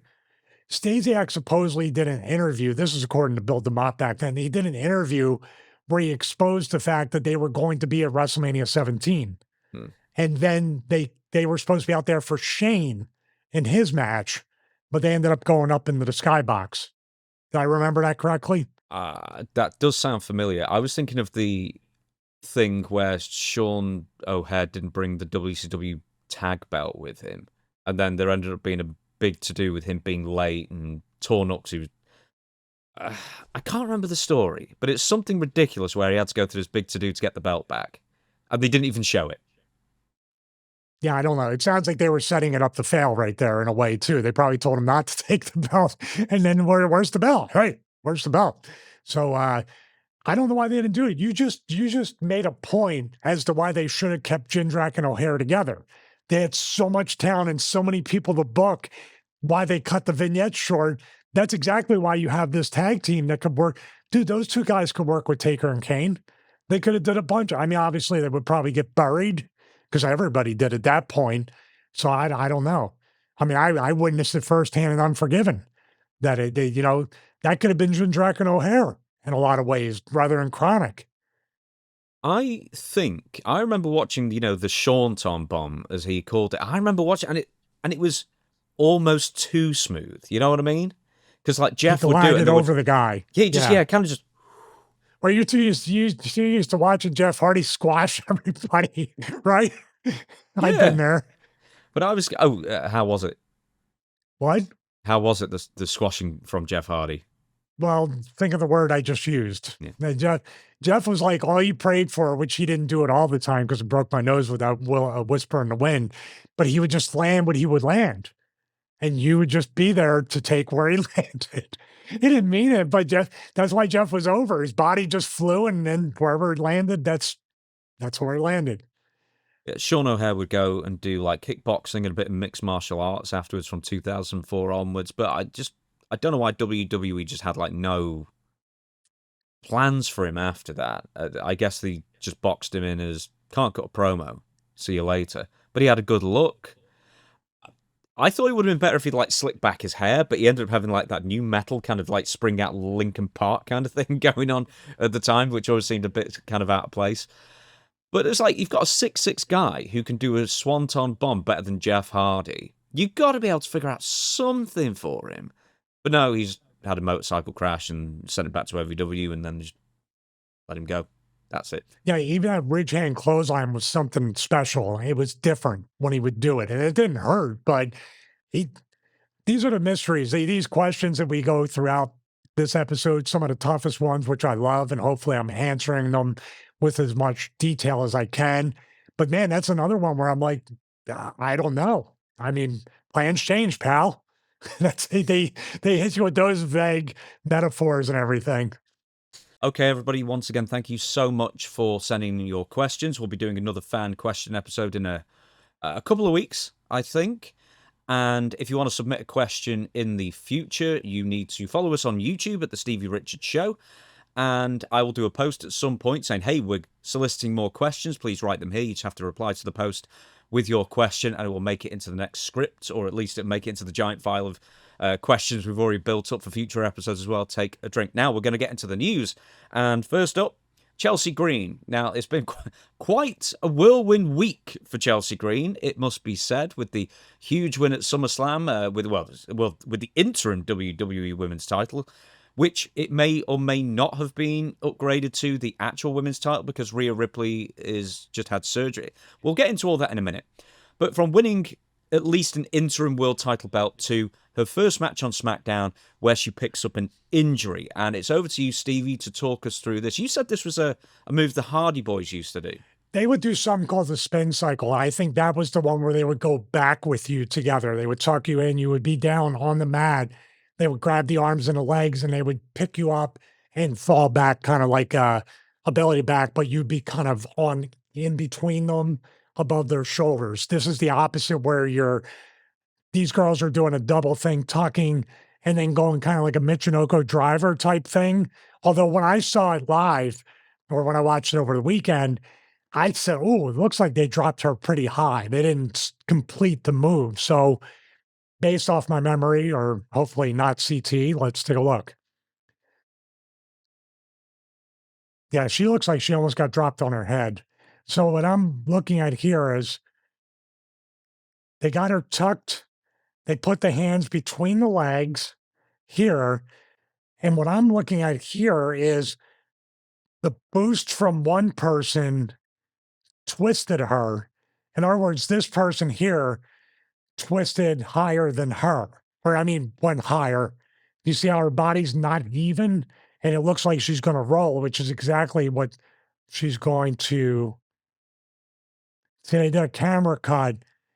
It doesn't look that bad in slow motion, but it's close. So what's the official injury that she has? She has a fractured orbital bone. Off this finish or before? They didn't even Off have this her finish. off the finish? Yeah.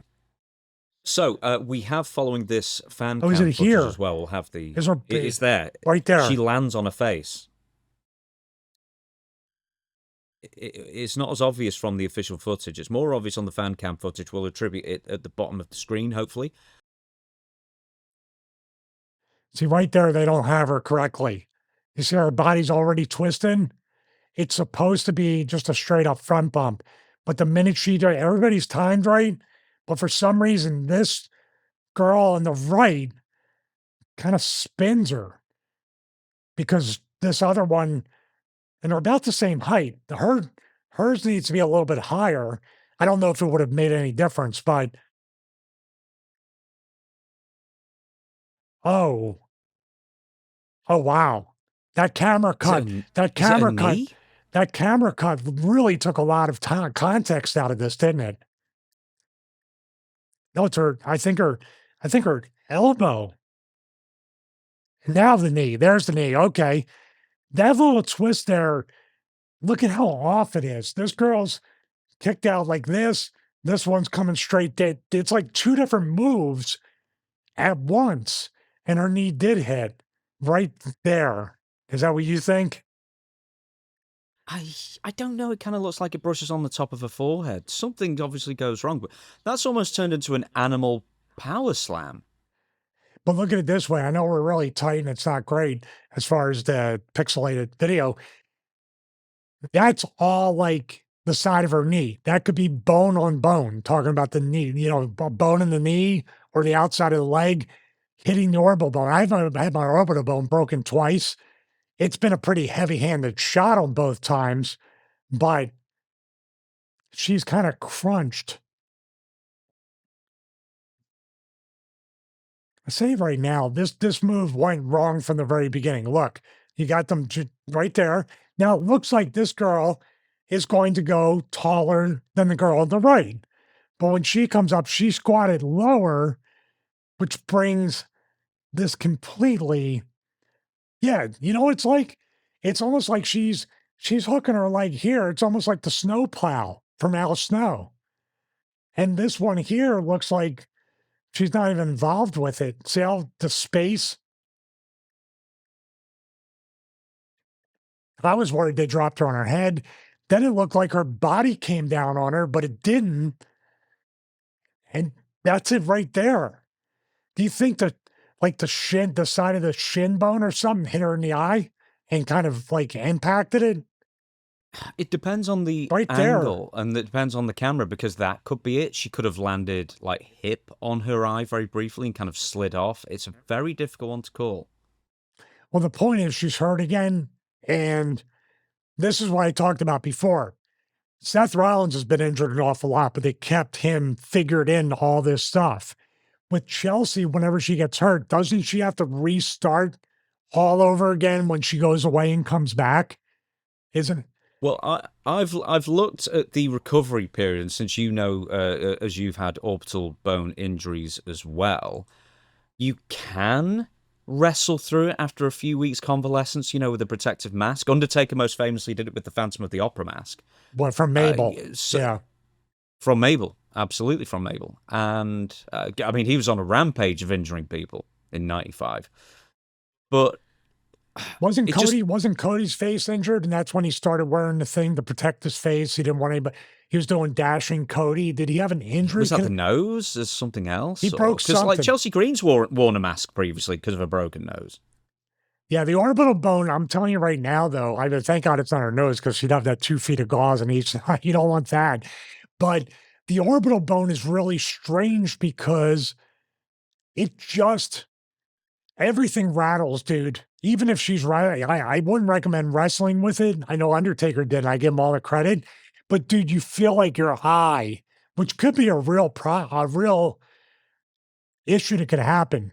Your eye feels like it's going to pop out of the socket and everything's moved because I still feel even though when the bone healed here, I can feel a divot, like, because I didn't get surgery. I just let it heal both times. But it's a real disconcerting feeling sometimes when you feel like your eye is just kind of doing this because the orbital bone literally keeps your eye there. So I would say, you know what we're due for in a positive way, and we're not going to make fun of it. We are due for some Chelsea Green vignettes. Give her 4 to 6 weeks of those, and that's about the minimal time for a broken orbital bone to heal.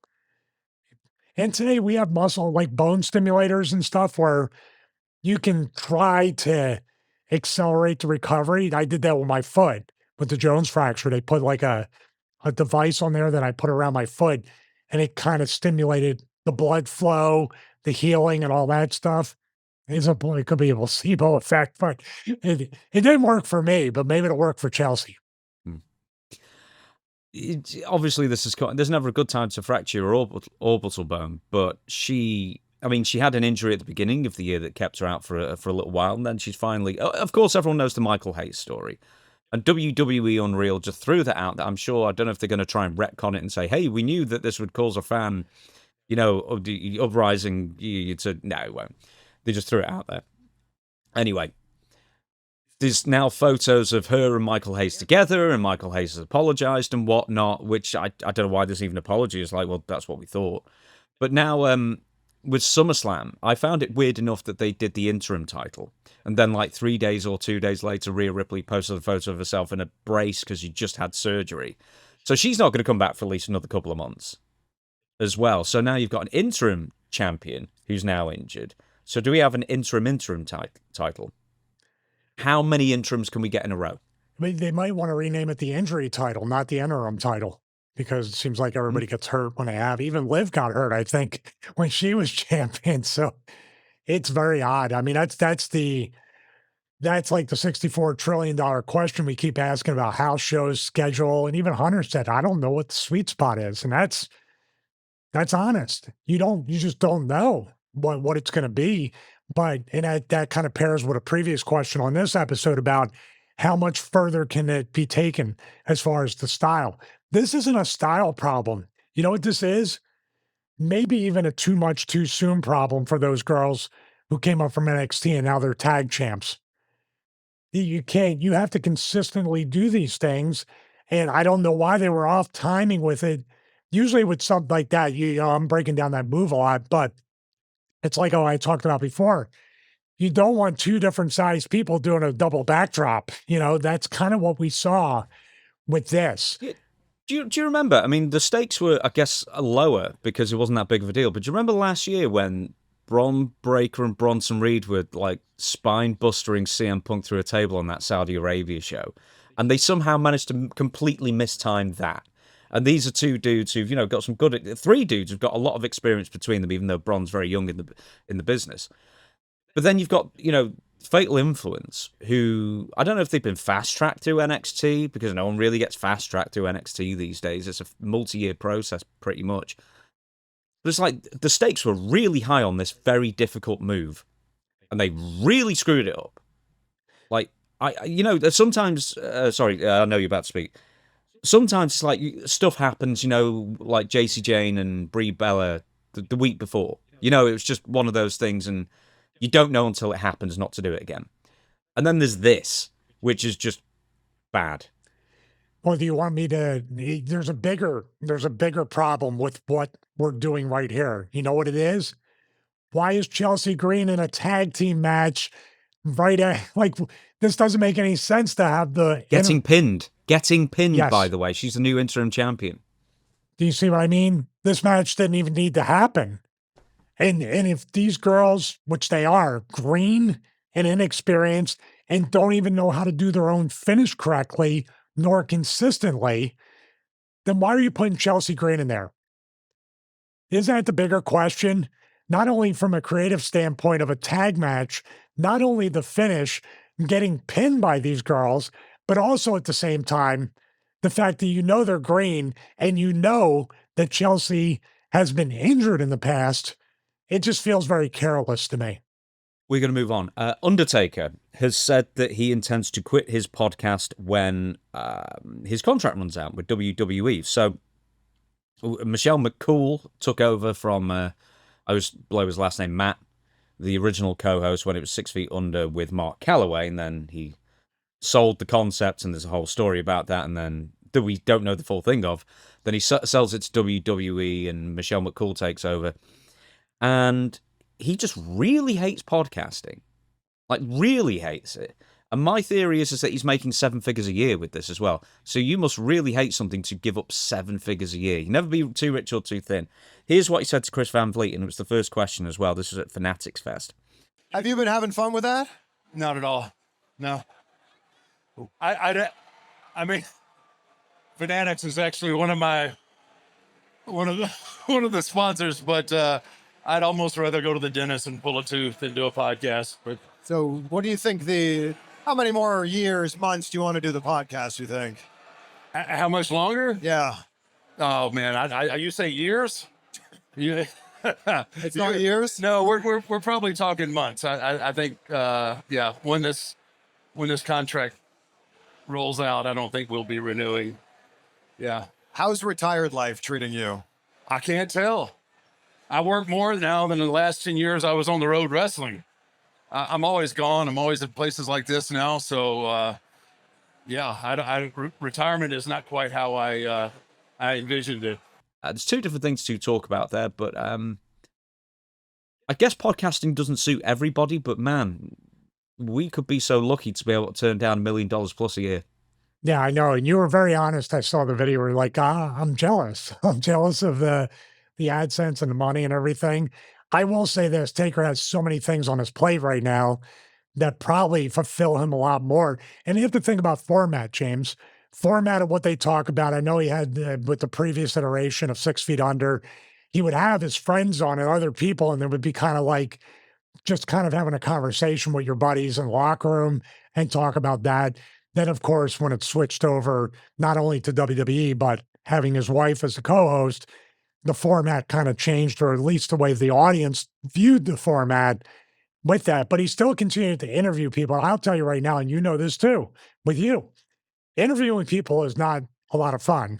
It's not really relaxing, and maybe he just sees himself as not that kind of host. Of course, booking AAA, making these appearances on Fanatics, doing other things media-wise, being an ambassador for WWE to some point, probably is a lot more than just, I come, I show up, I do the thing, and I leave.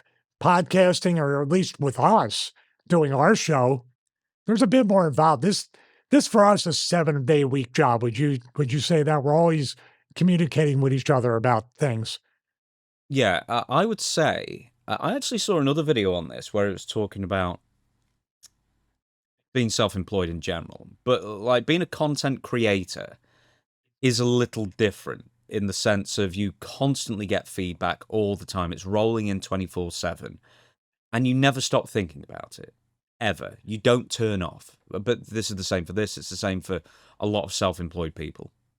It's very much more mentally taxing than you'll give it credit for if it's something that's kind of punch in at 9, punch out 5, leave the job at the door the second you walk out, and then you just go back the next day. It's a lot different. I mean, there are a lot of pluses as well. There are some negatives. It's how it is. But once again, I does the Undertaker, because I asked Dutch this yesterday as we record this, and I said, what do you think about him being a podcast host and why he hates it so much? And he said, well, when we were traveling up and down on the roads, Mark did not talk that much. Even in the car, even with people he really liked. Dutch was his best man at his first wedding, and he didn't talk that much with him. They lived together. Well, wouldn't you label that an introvert? When you say it's A real introvert, yeah, for this kind of thing, definitely. Yeah, I mean, he can do whatever he wants to do. It's not easy. You're right. Let's focus on that, because how many times have we pulled each other or tried to pull ourselves out of burnout, or we've been teetering on that because it's just nonstop, and we both have multiple things that we do. So now you need to switch gears, and maybe that's what Undertaker. It's like, I got to do this, then I got to switch gears and be a booker, then I got to switch gears and do interviews, then I got to. That's a lot. There's only so much mental and a mental energy that you have, or mental capacity or bandwidth. Now, 7 figures a year, you find the bandwidth. I would. Even right now, we're very blessed to have what we have. I'm always kind of marveled and just in awe of the fact that in such an oversaturated space, which by the way, it has ebbs and flows as well, and people give up or just burn out or just delete chat. It's constantly moving. So to be a constant and have the consistency and have people look forward and say, wow, I can't wait to Thursday at 2 p.m. now. And then it's 2:05 and they're like, refresh. That's awesome right there. And that's something we never want to lose. But yeah, it's not easy. Now, of course, it's not the hardest job in the world to have either. But Taker has more than one really taxing, travel heavy commitment.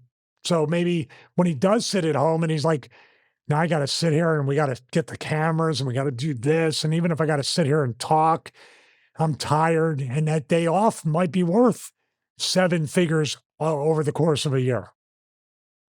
I found it interesting when they went over. I'm going to give you some stats. You can't see the Stevie, but the people at home can. If you're on YouTube, by the way, not on the audio podcast, I'm sorry. He's only done in 9 months practically. He's only done 22 episodes since he went to WWE. So the output is very low for full episodes. He's doing pretty much one every 2 weeks if you want to average. And he's also doing blocks of it. You know, he'll interview like, I'm sure 3 or 4 people over the course of a day or maybe a weekend. So it's not, I kind of can't get over the low amount of the amount of money it's making. Is it trending upward, downward, or people are sticking with it? Because when you have that, unless it's every 2 weeks on the same day at the same time, this is what you talk. If people are like, there's a channel I watch, or my wife and I watch, My Self-Reliance. It was like during everything when people were at home, people were looking at that, trying to go off grid, trying to do DIY. It was Friday at 5:30 every week. Now what he's doing is he's uploading and making it live whenever. First of all, we don't search for it, so we don't get recommended. Second of all, it's so inconsistent. Sometimes there's 3 videos a week. Sometimes there's one every 20 days. So you know what we did? Hey, if it pops up unrecommended, we'll watch it, but it's not part of our routine anymore. It's not part of our Friday nights. So are people, it's a long-winded way of asking you, are people dropping off because they're like, well, when's he going to release the next one? Well, he doesn't. And even after that interview, are people like, well, if he doesn't care, why should I? Well, broadly speaking, it's actually picking up steam again because it died a death when it first started. Can I also just say this? And this, once again, is the biggest criticism, and it's deserved. The 2 lowest rated episodes by far are the 2 with Michelle McCool in the thumbnail. By far. So she is, it's simple to say, she is a massive turnoff. And then, but broadly speaking, it was picking up interest. Do you think about now that he's on the retirement tour? I'm sorry? He's on the podcast retirement tour. If it's only a few months away, do you think it'll pick up? Well, kind of. I'm not sure it'll pick up. I just think he's trying to just run out the contract as best he can. But ultimately, I'm wondering if, because he left the other podcast, or the explanation he gave, was because he hated doing podcasting. And then he takes the concept and the name and sells it to WWE and signs a big money contract with them, and then installs his wife. And my theory is that this was all kind of an effort for Mark to try and get his wife more in the WWE public eye. And then maybe from here, I've got a theory that she might jump off and do a WWE branded podcast on her own. That's a good Which guess. I'm not sure is going to work because there's no appetite for it. I can't see. That's a good guess. But you know what? You got to give him credit. He's trying to make it to where he can facilitate something for his wife. And we love our wives. I've made that point before. You know, you want to do that. I wouldn't start a podcast for her, though. No, my wife has her own YouTube channel now, so I just let that go. I'm the editor. I am the Chris of that team right there. You're just the cook. She stands over this shoulder and she's like, and I'm like, we've been editing for 6 hours. And she hits me in the back of the head. And I was like, okay. She doesn't do that, by the way. Please. You don't need to call for no, we don't need a welfare check or anything. I'm fine. Tommy, blink twice. Tommy's still staring. I know. He's still staring. I don't think he's blinked. That in was their weeks. best. 9-1. I got it up on the phone. I'm ready to go. What do you think is? Because like we say, like how can somebody give up like $1 million a year plus for so little work, kind of thing? And I can't square that circle. I don't have generational wealth. Most people in the world do not. He clearly does, so he has the option to. He finds it. He hates it. Where do you stand on podcasting professionally with the amount of output we do and everything else? I mean, what do you find that's difficult? What do you find that do you catch yourself also thinking, complaining about it and then saying, man, am I lucky? You know what I mean? You've got to bring yourself back from complaining about it because you're in such a better position than doing something you don't want to do. I think the number one thing, and this is going to really surprise a lot of people, is after we record the episodes, I know I say to you, and sometimes I say to Chris, can you watch and see what you think of this part? Because sometimes I don't think I make enough sense. Sometimes I think I talk way too, I know I talk way too long and I go into like granular about everything. But it's mostly for me. I want to make sure I do a good enough job. You do a great job, and you're basically, I love the fact that we do this together. I think the hardest part now, 110 episodes in, is making sure that we're always evolving. The exact opposite of the StreamYard and all that stuff and just baked into contentment. You and I are the opposite. I'm always trying to figure out a way that we get up the production, maybe introduce another segment. We do what went right, what went wrong. We haven't done a watch, but we will soon. I feel like, is there a space? And obviously feedback from the crowd. We like this, we don't like this. There's some people, I mean, like, what was the one thing I'm surprised it survived after, what was like, we got money, we don't care, we just do this for fun. What was that one that him and Michelle? That was, yeah. It's either listen to us and hop on the train, or, you know, if you don't, we don't need you. And that was on, I don't know which one. That was on one of the ones with Michelle McCool. But how many times has that killed a brand and they still are trending upwards? That's got to say something about its popularity. But dude, you and I worry about everything. We probably complain a little bit, but I catch myself very quickly. I'm like, there's nothing, you know. I mean, I look at, you know why I look at the blessing of this? Because my fitness channel is an abject failure. As much I love doing that, I love teaching. When you're excited about 400 views and you got almost 100,000 subscribers, I'm doing something wrong, and I can admit that. So, you know, I look at that because that keeps me honest to look at us and say, "Oh my God, what a gift! What a gift this is." That we try to really earn the audience's, you know, watch time, retention, all that stuff, subscriptions. It's good. Because like obviously my wife hears my complaints. My biggest ones are I'm way too sedentary. I'm not an office guy, but now I'm an office guy.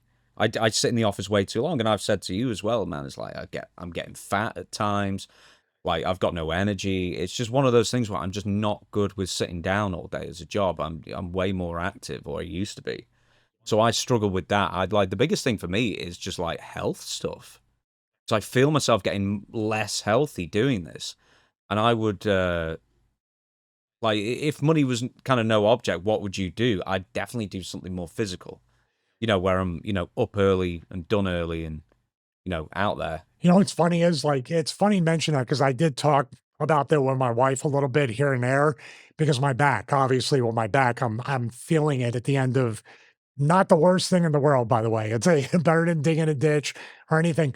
But you know what I thought about doing, either for this space or hopefully you and I have a dedicated space. And this is an idea for you. For some reason, I don't watch much of him anymore, but I can watch Pat McAfee and I watch Cam Newton. They stand at the desk and there's so much more energy in that. Now, like, obviously, I sweat enough just sitting down here, but standing up and doing that, I think gives a whole new, it just gives so much more energy with that. Do you feel that way with those two? And I can see both of us doing something like that. I actually did contact the company to make those TV presenter like tables and desks. Oh, dude, they don't make tables big enough though, because I've got so much. I would have to have like a table behind the table. Oh, So, Cam Newton's, for like the Cam giant Newton's is desktop and big. the printer and Cam everything. Newton's got the big kind of like half U-shaped one. It's big. I want the ticker behind me. I want all that stuff. Yeah.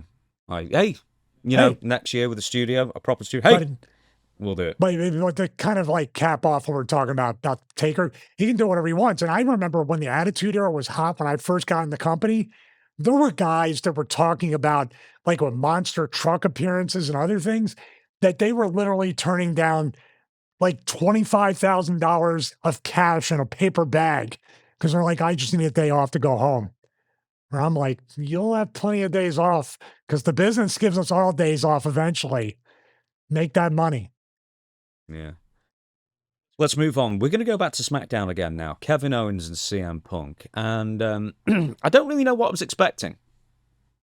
But we got a lot better than I was expecting, I'll tell you that, from that interview. I mean, the SmackDown wasn't a great episode at all, but they had two like talking segments that kind of dragged it up from a really bad show. And does memory serve me right that Kevin Owens and CM Punk opened it? It was actually Cody Rhodes and CM Punk that opened it, and then Cody disappeared, Kevin Owens kind of replaces. And then this felt a little out of the ordinary, and that's kind of one of those things that I'm just begging WWE to do more, is just do more stuff out of the ordinary. Give me some truth, give me some reality. And boy, did this feel more real than most. Take us to the beginning, Stevie. What did you like about it? And give us the whole, from beginning to end, what we saw. First, I want to give Cody credit, whoever creatively booked a way for him to leave without looking less than. I can't put my finger on it, but Cody left that without looking like he was a gloss over, without looking like he was just on the downtrend. I don't know how to describe it, but it was something with that Cody left with his dignity and left without giving anything up. I don't know. That's the best part about wrestling, when someone like me or people with tons of experience look at it, feel the feeling, know it's good, but still can't quite explain it. That's where Cody's poise and presence really shines. So let's not ignore that. Now, the Kevin Owens Punk thing, this is the antithesis of pre-tape ease. This is the antithesis of the pro wrestling promo, and I loved everything about it. It was conversational. It was real. They were looking at each other. It was like two guys arguing in the locker room. That's what it reminded me of. Just going back and forth. The tension was there. And it wasn't like you were saying, you guys need to fight right now. You were just interested in hearing what they had to say.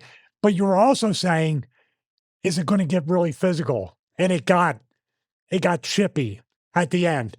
And when Owens just matter-of-factly basically called him a piece of you-know-what, it was real. And the people that were polarized by Punk's either popularity or the hatred for him all reacted to it. And it's still not babyface or heel. So we're in like the best gray area with this. Did I explain it correctly? It just felt like I want to see what happens next. I want to hear what happens next. Now they'll be off TV for 3 weeks. What's that? It gives you that little doubt of like, do they really like each other? And that's all you ask for as a fan. I want to bring something to you. There's a bit where they're not on the microphone, they're just holding the microphones down to the sides or whatever, and they are talking and talking and talking to each other, and they're saying, you're upsetting me, or, I did a little smirk. Is that all it takes to get to you, Punk? And yeah, it does annoy me. Da, da, da. And they're going back and forth for ages. And then at some point, Nick Aldis, GM of SmackDown, just glides into, like, right up on the apron and right in between the two in the shot. So he knows where that camera is, does that, Nick? And but the other thing is, it reminded me of the year before. Do you remember when Charlotte Flair and Tiffany Stratton were going at each other? And this was kind of like after a couple of weeks of Charlotte one-upping her and going off script, essentially. And then Tiffany ends up doing the same thing. But they had Wade Barrett in the middle of the ring there. And that was no coincidence, I feel. Because it actually felt like, here's a really big guy who can separate these two better than Kathy Kelly's ever going to be able to, And he's required to be there. And I kind of felt it was the same thing with CM Punk and Kevin Owens, is that Nick Aldis was required to be there just on the off chance. And all the referees dived in just on the off chance. But instead of doing the whoa, whoa, whoa, they actually kind of grabbed and pulled them away from each other. So I thought it looked so much better than what they normally do. Yeah, and even Cody and Punk, when he was asking Punk if he knew Randy was going to do what he did, and there was no microphone. It wasn't this. It was just back and forth, head shake, and then it went back to the microphones. These things, they dipped into that. I don't know when it was. Remember when they had basically the camera felt like it was mic'd up more, and you could hear them talking without sometimes holding the microphone is like it's a wrestling promo. But what we're talking about is screw the microphone. I'm talking to you. If they pick it up, that's great. But I'm not trying to zing you and say, like, that's why you called him a piece of you-know-what. It wasn't like, you're a piece of, am I right, everybody? That's wrestling, right? This was not wrestling. And you know what I like? This is why I say about referees. You actually have two authority figures with Pierce and Aldis that look like you can't beat them up or push them around too much. That's when I say with the wrestlers or even at the security is locals, but what can you do?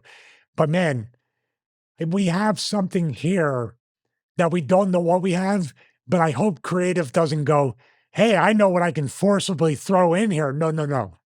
Let these two guys cook. Let them do what they do. Let them bring it up. Give them the minutes. Tell them the bullet points. Let them tell their story.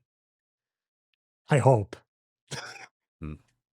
They're not They've going got a to. long time. Yeah, but they've got a long time to tell that story. The bracelet's coming back. The friendship bracelet. Oh, God, yeah. Like their next PLE is in October.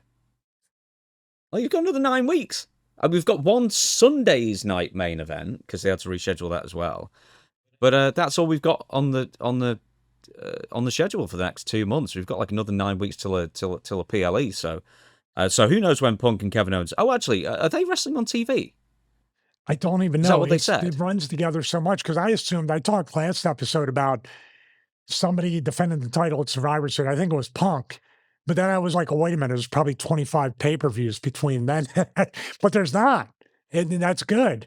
There's a good challenge for creative to try to keep us interested until then. You know what I was going to say? And this kind of like leads into the next segment. If we're going there, do you need a segue? No, I don't. I've got follow-ups. Okay, well, wait till the end. You might as well. I'll hold that yeah. thought. Wait.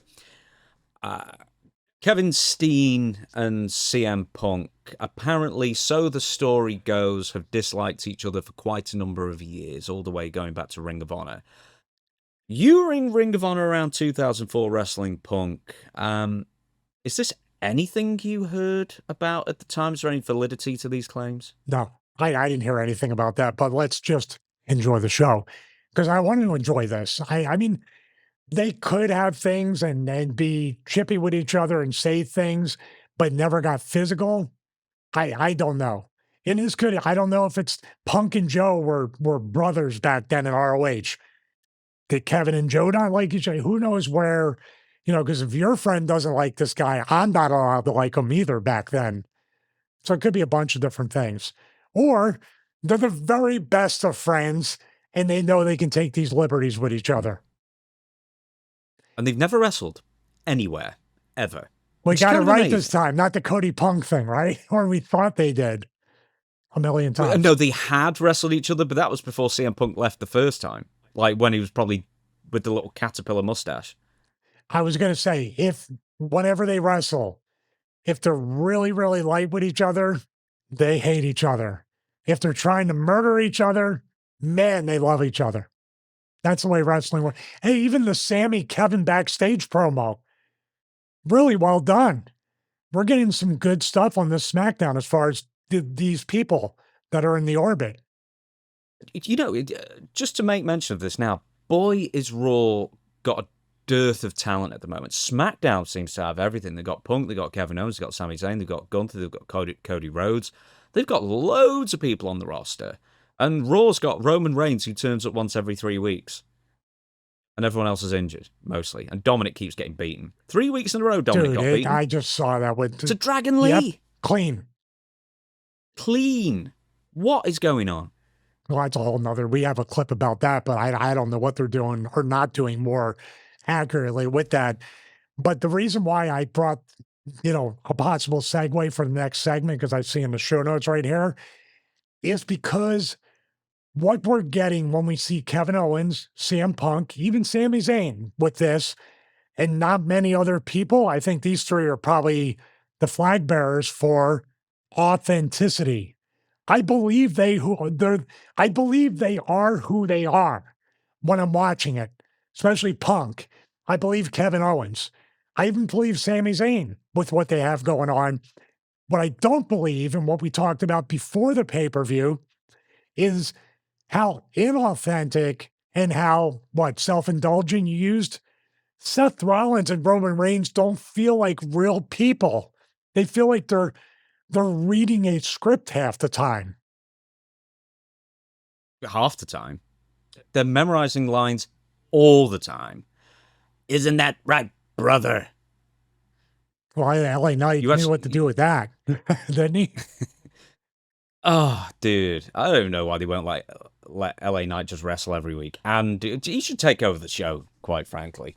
But Raw is struggling for something. Yeah, okay, right. That's exactly right. CM Punk and Kevin Owens and your Sami Zayns, they talk like normal people very well, and they're very eloquent and they're very exciting talkers. And then you've got Seth Rollins and Roman Reigns, which are the complete antithesis, as you said. This goes to, and Conrad Thompson quote that I've done on all the shows, but I really like it, and I think it's worthy of discussion.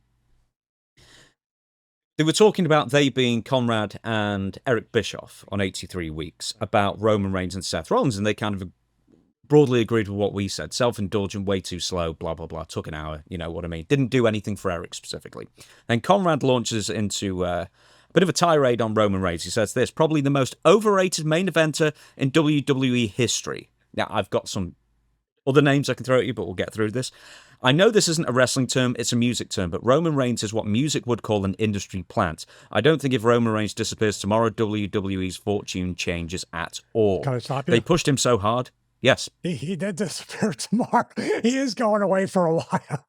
He, like you said, I don't think he affects anything, Roman Reigns, really. No, I wanted to stop because it's funny because, what do you mean if? Right. Good for him. Go ahead, I'm sorry. Yeah. They pushed him so hard against the grain, down our throats, as the phrase Triple H would use about why they're not pushing Bron Breakker. Well, they push Roman down our throats forever. We had a good storyline with the Bloodline, but now that the Bloodline, it feels like it's into its black and silver era of the NWO. Just before we move on to that, Jey Uso and Solo Sikoa was the main event of Raw last night as we record this. And boy, were we getting mixed messages on who was the babyface. And boy, was that a lackluster match. And that's kind of like, as far as into Bloodline feud go, that's the biggest feud you can do, practically. Because Solo Sikoa is all that's left. And that was the main event, and the fans were just like, eh. You know what's funny? Solo Sikoa, that segment with the promo, Solo was so much fun to watch in the crowd. And he shined. And I'm like, okay, based off of what we said last week, he's going to break off on his own, because if he wins, leave me alone to do my own thing. Dude, he needs some different outfits, man. He's wearing all jet black and he's meant to be a baby face. He's like a colourful personality, charismatic kind of guy, and he dresses like he's at a funeral. Like he's got the black suit going and he's got the baggy kickboxing short thing going on. It's too much about the heel version of the Bloodline back then. He needs to shed all that stuff, right? Yeah. But as I said somewhere else, he needs to be Make-A-Wish Rikishi. Oh, jeez. Well, he does some of his things. He does tributes to him during the match. Dude, I'm going to say this. Like, I like Jey. I love the edge he has and all that stuff. Why did they put Jey over Solo after all that? So they're going to stretch this out where he has to be. Now Jacob has fallen in line. He would look like he was going to break off on his own. And then it feels like there's a vortex that when you go into the Bloodline, you're completely... Ever since the Sammy stuff, bringing everyone down, exactly, is the Bloodline. That's what it feels like. So, why would you do that? You literally on the preface of this dude standing out on his own, and now the fans. I know what WWE does. They go, "Well, just make them wait, let them cook." No, this is that SummerSlam reaction and the reaction on Raw. You got to do it. You got to fast track him to get away and do his own thing. He can come back Unfortunately, the Bloodline's not going anywhere. So, especially now. Let's stick with the Bloodline, because that's a good point. Just like with Jey Uso, he was the world champion last year. Yeah, you had his detractors and everything, but, at least it felt like someone, yes, he was in his late 30s, because everyone's in their late 30s and 40s who even sniffs near a world title, apparently, apart from Overfemi now. But at least it was something different. And now it's like, okay, you've had your turn, now back down you go. And the thing is, they're not even really doing the Usos as a tag team that much anymore. They're doing more solo stuff. And now Jey Uso's kind of back to where he was. Jacob Fatu is worse than when he started, like 2 years ago when he debuted. And now Solo Sikoa's just been beaten clean. And I think the stipulation was he's now going to be brought to Roman Reigns. Doesn't mean he's got to join the Bloodline, but he's now going to be summoned to the head of the table, I guess. Yeah, but what about Haku and the other kids? Yeah, I forget about them. The MFTs, Don't right? worry Or about that what they're Yeah, called? yeah, No, yeah, I'm no, saying, yeah, that's are someone they else in now. the Bloodline or not in the Bloodline? What happened there? No, they were Bloodline, then they were MFTs, and now they're MFTs without the Bloodline connection. All right, I'm just asking questions here. I don't know, but SummerSlam represented, at least when we talked about it and reviewed it, somewhat of a transition, a hopeful transition of what they were going to do. I mean, obviously, Nick went back into retirement. We thought there would be something more there. But with Solo, we were like, there's a bright spot right there. LA Knight still over. You have all these different things going on. And now, like you said, put LA Knight on there every week. People are hurt. Solo was on the way to be like at least a very strong babyface in the company. Now this is where they overthink it and they start to say, how can we milk 4 weeks out of this? Now, sometimes that's a good thing, but sometimes you got to roll with it when the people want it. Remember, you're the authority. I didn't hear no cheers at SummerSlam. I've got a problem with all this, and do you know what it is? It's the formatting of the show. And the reason it's the formatting of the show is because they only do 4, maybe 5 matches a show for 2 and a bit hours, right? So therefore, instead of doing like 8 matches a show like they used to do, they could just fill in character development time, just having kind of throwaway exhibition. No, I mean, they're all exhibition matches technically. But, just like have showcase matches for Solo Sikoa so he can get over his new dancing move or a tribute to Rikishi or whatever it is. No, we've just gone straight into him losing to Jey Uso. Like, that could have been built up for 2 months and then tell a bit more of a story on the lead up. But, like, everything moves either really slowly or it moves way too quickly. Yeah. And there just doesn't seem to be that middle ground to fill in the character development, even if you've got nothing major for someone 1 week, you can still build up the momentum. If I recall from our SummerSlam review last week, didn't I say Solo needs to go away? His first angle as a babyface doesn't need to be the Bloodline and he can come back. And they did the exact opposite. Yeah. What is going on? I mean, this is where you and I still can't understand. What are you waiting for to pull the trigger on Jacob Fatu? What are you waiting for? You did it already, technically, when he won the U.S. title. So you had enough confidence for him that he won that, right? Is that a Mandela effect? Okay, just checking. He won it. By the way, somebody He corrected beat LA us. Knight, didn't he? Yeah.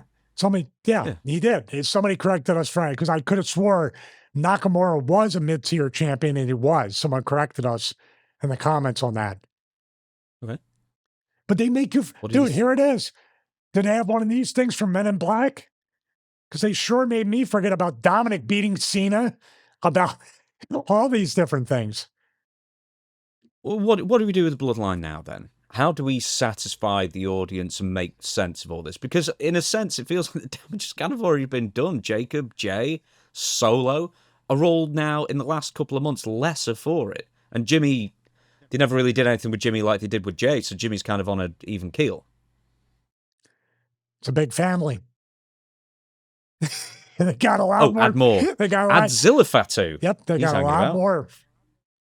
This isn't over. It feels like it's been going on for 20 years. It's been going on for 6, longer than 6. Since the COVID era. Yeah, it's been going on for about 6 years. Wow. That is 20 in wrestling, if you think about it. It might be, you triple that, it'd be about 18. Okay, so seriously, all right, you are Johnny Booker of WWE. What do you do with Bloodline now to jazz it up a little bit? Well, I would hop in a time machine and go back to whoever was booking Solo after SummerSlam. Then I would hop back in a time machine to see when they were going to de-push Jacob Fatu and stop both. I mean, number one would probably try to go to Dallas in November of '63. That would be, Jacob and Solo would have to wait. But that would be my second and third thing to do.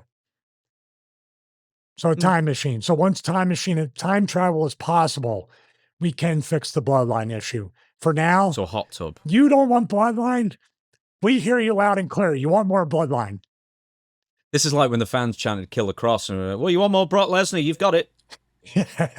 Yeah, we just didn't get it on a post PLA show. I love that. Or, Killer Cross. Are you saying Bujo? Boo Earns?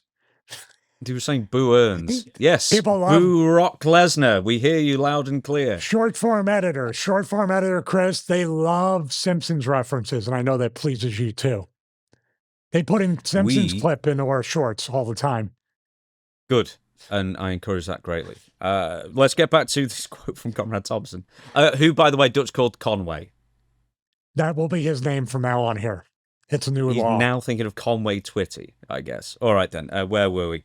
Bloodline, Black and Silver era of NWA. It's kind of like, it was fun at the moment in time, but it's time to move on. I just don't know that there's any really, truly fanatical Roman Reigns fans. I don't know that anybody could say, here's my favorite Roman Reigns match. When people talk about their favorite match ever, how many people list a Roman Reigns match? How many people list their favorite promo as a Roman Reigns promo? He later would say that Roman kind of owes his career rejuvenation to Paul Heyman, and more it's focused on just how much WWE pushed water uphill with Roman Reigns compared to every other face of the company they manufactured or didn't have to manufacture at the time. And I think someone's argument was, hey, Roman Reigns just had to find his footing. It's like, find his footing. He had 3 WrestleMania main events where he didn't find his footing. How many more chances does the guy get? They finally did it. You know what I mean? They finally found a character that worked for him and the fans could gravitate towards, and the Bloodline and etc. When the Bloodline wasn't ruining everybody. And like it was bringing everybody else up, like Sami Zayn, etc., etc. But like, it is true that WWE has never force-fed a face of the company like Roman Reigns. Not even close. Not Cena, who was popular first, and then they kind of dragged him down by taking all the fun stuff away from John Cena's character. And then, Hogan, they didn't have to do anything. Bruno, they didn't have to do anything. Cody, they did very well with Cody, with the story and taking time and everything like that. Well, even but, Taker, Austin Rock, etc. Even Taker, they gave him the mythical type stuff and some of the smoke and mirrors, but Taker's work, his character work, his commitment to the bit, that's what made it. They kind of let him go. That's what Reigns, when I said, when he became a heel and they did the tribal chief and everything, he had, and maybe no crowd reaction for a while, turned people. Remember, what if in 2020 there were still crowds with him trying to be a heel and they started cheering him? Would they have hijacked that? Think about it. He probably benefited from basically no two-way interaction with the fans. That they were just kind of giving you, here it is, pal, and there it was. Now he carried the ball, but this is what I talk about in wrestling, and this mythical brass ring that we're supposed to grab. Seth Rollins and Roman Reigns have been pushed and pushed and pushed and given new characters in Seth's case. So when you say, well, what was that quote about the wrestlers and like work harder and do this? And what are you talking about? If you're not giving that opportunity and having faith for years, they could have very easily pulled that Roman Reigns push and said it ain't working. They could have very easily said, we've given Seth Rollins 3 different gimmicks and he's maybe done a 75% good job, but he's not there. He's not resonating with the fans. But they didn't. So here we are. And I really like the Roman Reigns match with Brock that I talked about last week where Steph cashed in. Excellent match. His ability and talent and athleticism, but dare I say it, even psychology, was not ever in question for me. What more was, what's he missing? Why is this suffer and succotash? These kinds of things from Vince. Dude, the first thing I think was they needed to get him out of that damn big boss man tribute flak jacket the second he left the Shield. That was such a jobber outfit. Yeah, but the thing was, I think he had years. stomach surgery or something, and he had there was something to do with surgery on his midsection or stomach area. 6 years. Well, I'm saying at first he wore it, then I guess it became part of the thing. And obviously the Shield, they all wore that stuff. I know, but they all look like when they were together as a group, that was by fine. the way, I'd heard from other people that knew him, it was just because he had some kind of stomach surgery or surgery that covered up the scar at first. Okay, I didn't know that. I don't know if it's 100% the reason. I'm just. But do you know what the other thing was? It was like the whole spear thing. It's like, man, he's got such a sucky spear. And he's the guy you want us to believe is like the world beater. That's just an example. But it's one of those things. And some people argue he was the third best guy in the Shield. Fourth, if you count Kurt Angle. Well, if you think about it back then, Dean Ambrose was supposed to be the leader because he had that Roddy Piper type tenant, and they were even putting him in potential angles with Mick Foley and other things when he was in NXT, or was it FCW back then? That was FCW. No, it was NXT. So it was just... No, I'm sorry, you're right. It was Seth was the first NXT NXT champion, and then he came up with the Shield, but Moxley might have been there, but Dean Ambrose was supposed to be the leader. Then we didn't know, and then all of a sudden Roman Reigns was leader. You remember when that kind of shifted the focus away? Yeah, but the thing is with Dean Ambrose, I so prefer him as John Moxley in AEW because he looks way more like a star now than he did in WWE, where he's wearing the vest and he didn't look that dangerous or anything. And then, the whole thing with Brock Lesnar didn't do him any favors. And then he's got a plant called Mitch he's talking to. It's like, boy, were there some bad things with Dean Ambrose. Do you think the hair had anything to do with it? When he shaved it and got the goatee and the hair or the beard, Dude, do you know when he let his chest hair grow and he got a bit of a beard and he shaved his head and he looks way better now. He looks way more menacing as a star now. I know Jim Cornette has someone to say Plumber Moxley and stuff, and I think that's really impossibly unfair when we've got Eddie Kingston rolling around AEW for starters.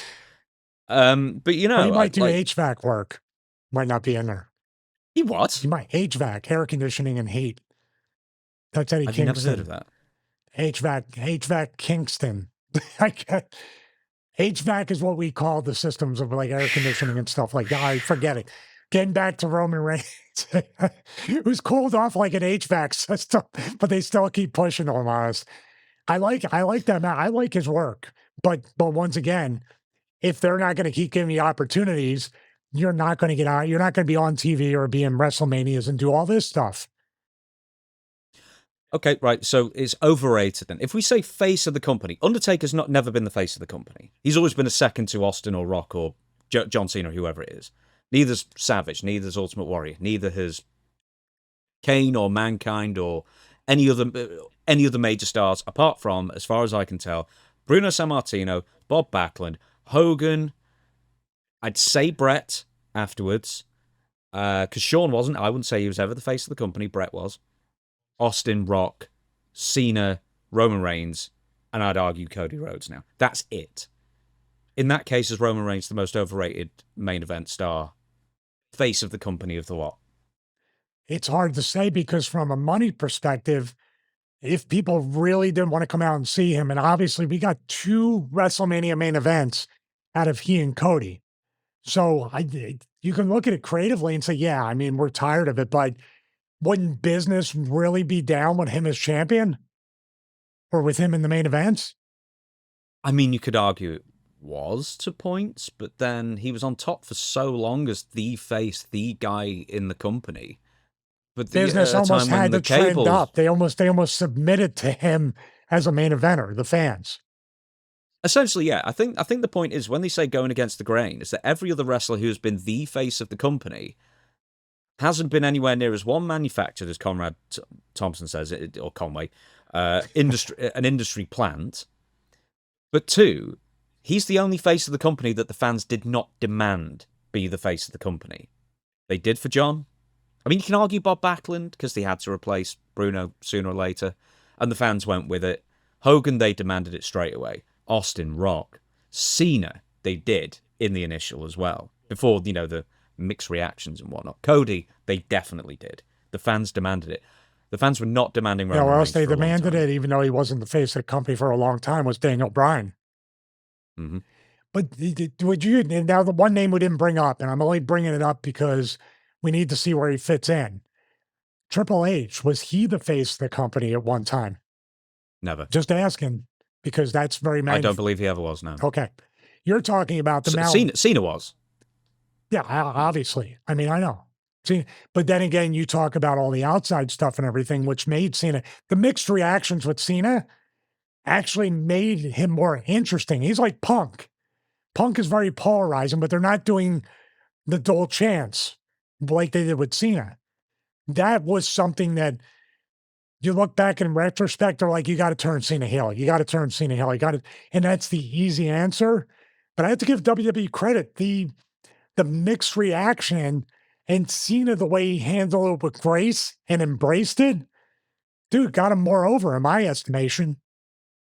You could argue Billy Graham, maybe, because did Sammartino disappear for a while? But anyway. Well, you had Billy Graham, you have Ivan Koloff, you have Pedro Morales, but it was always, but they all drew, but they drew on a different format with the house shows and return matches and stuff like that.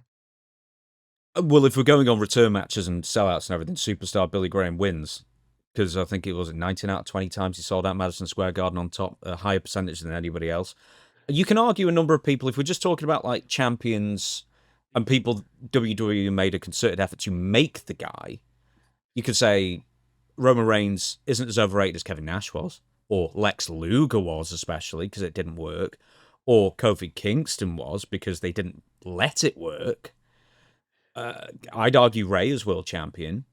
I'd argue Seth Rollins. I'd argue Dean Ambrose. I'd argue quite a lot of people that they tried to make like the guy and it didn't quite get to the face of the company level. But well, here's revisionist history, or kind of like fantasy booking mixed in with that. What would happen if they had as much time being shoved down people's throats as Roman Reigns? They pulled the plug on those much sooner than Reigns. I'm just asking. Should have had nicer hair. Should have had nicer teeth. Should have been taller. Oh, are you talking about me? Yeah. Well, all of us, if we want to be the face of the company, yes. I'd say the Right to Central is the most overrated main eventers in history. People forget.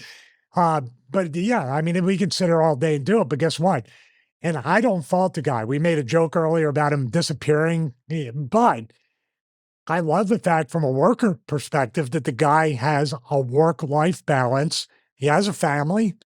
I wouldn't be envious to have to fight leukemia and have to think about that in the back of your mind all the time. So give him all the great. And maybe that might be some of the things, too, that the reduced schedule is for his health. I know everybody's health counts, but we don't know the real story with that. I'm trying to stay friends with the Simone families. I don't know. I'm teetering. Like, Jimmy might be mad. Jay likes me. Solo likes me now. Who knows what Rikishi thinks? Oh, dude, no. If you're not saying that Jey Uso needs to be world champion, then Rikishi hates you. I did like Jay as world champion. I also criticized it. Rikishi will find another reason to hate you. Right then. AJ Styles' kid, Avery Jones. Avery Styles he's wrestling at. This has been kind of blowing up on social media the last day or so. Natty Neidhart, this was a post that she made. She said that she saw a match between one of her dungeon students and Avery Jones and just said how great it was and how much she loved it. And she pretty much says, the passion with Avery, you can tell that he wants to pay his dues, and I love that. That's the quote. Now, that sparked a debate online between somebody who was, I guess, at that show at GCW, Game Changer Wrestling, called Eric Cannon, who claimed that Avery Styles laughs, or he's laughing that he wants to pay his dues, this Avery Styles kid, because allegedly he was asked to help set up and tear down the ring, or, help sort out the chairs, lay out the chairs a little bit, that kind of thing, and he twice absolutely refused to, and either, hid in the locker room or whatever it might be, and this kind of sparked a deal with AJ Styles responding, saying, hey, he was paid to wrestle at GCW, not help you put up and take down the ring. That sounds like your job. You just sound like a jealous douche. Cannon responds, I have all the respect in the world for you, AJ. I understand why you defend your son, and it's admirable, but the fact remains he can stay AJ's kid, continue to skirt responsibility in paying his dues, or he can earn the respect of his peers and stand on his own as Avery. Styles responds again, you don't ask someone to have dinner at your house and have them do the dishes. Well, he's never eaten at my house. He was asked to wrestle at GCW, although grateful for the opportunity, a vet would have talked to him professionally or at least face-to-face. Cannon responds, a 20-plus year vet and promoter asked him to help out with the chairs twice. Instead of helping, he hid in the locker room until everything was done. My 2 cents isn't going to affect his future, but with all due respect to you, stating he doesn't need to help is only doing him a disservice. This is very much split people, pretty much down the line, I guess, as far as who they think is at fault or whatnot. Where do you stand? What say you? Where do you stand on this? Is this GCW the Joey Janela GCW? Where do I stand on it? Like I said, I sometimes take that George Carlin approach, and it's like whatever. Back in my day, God, I hate saying that, but there was definitely dues paying as far as setting the ring up, breaking it down, chairs at shows, all that stuff. I think even the Performance Center and the NXT people do that, if I'm not mistaken. Is that still a thing?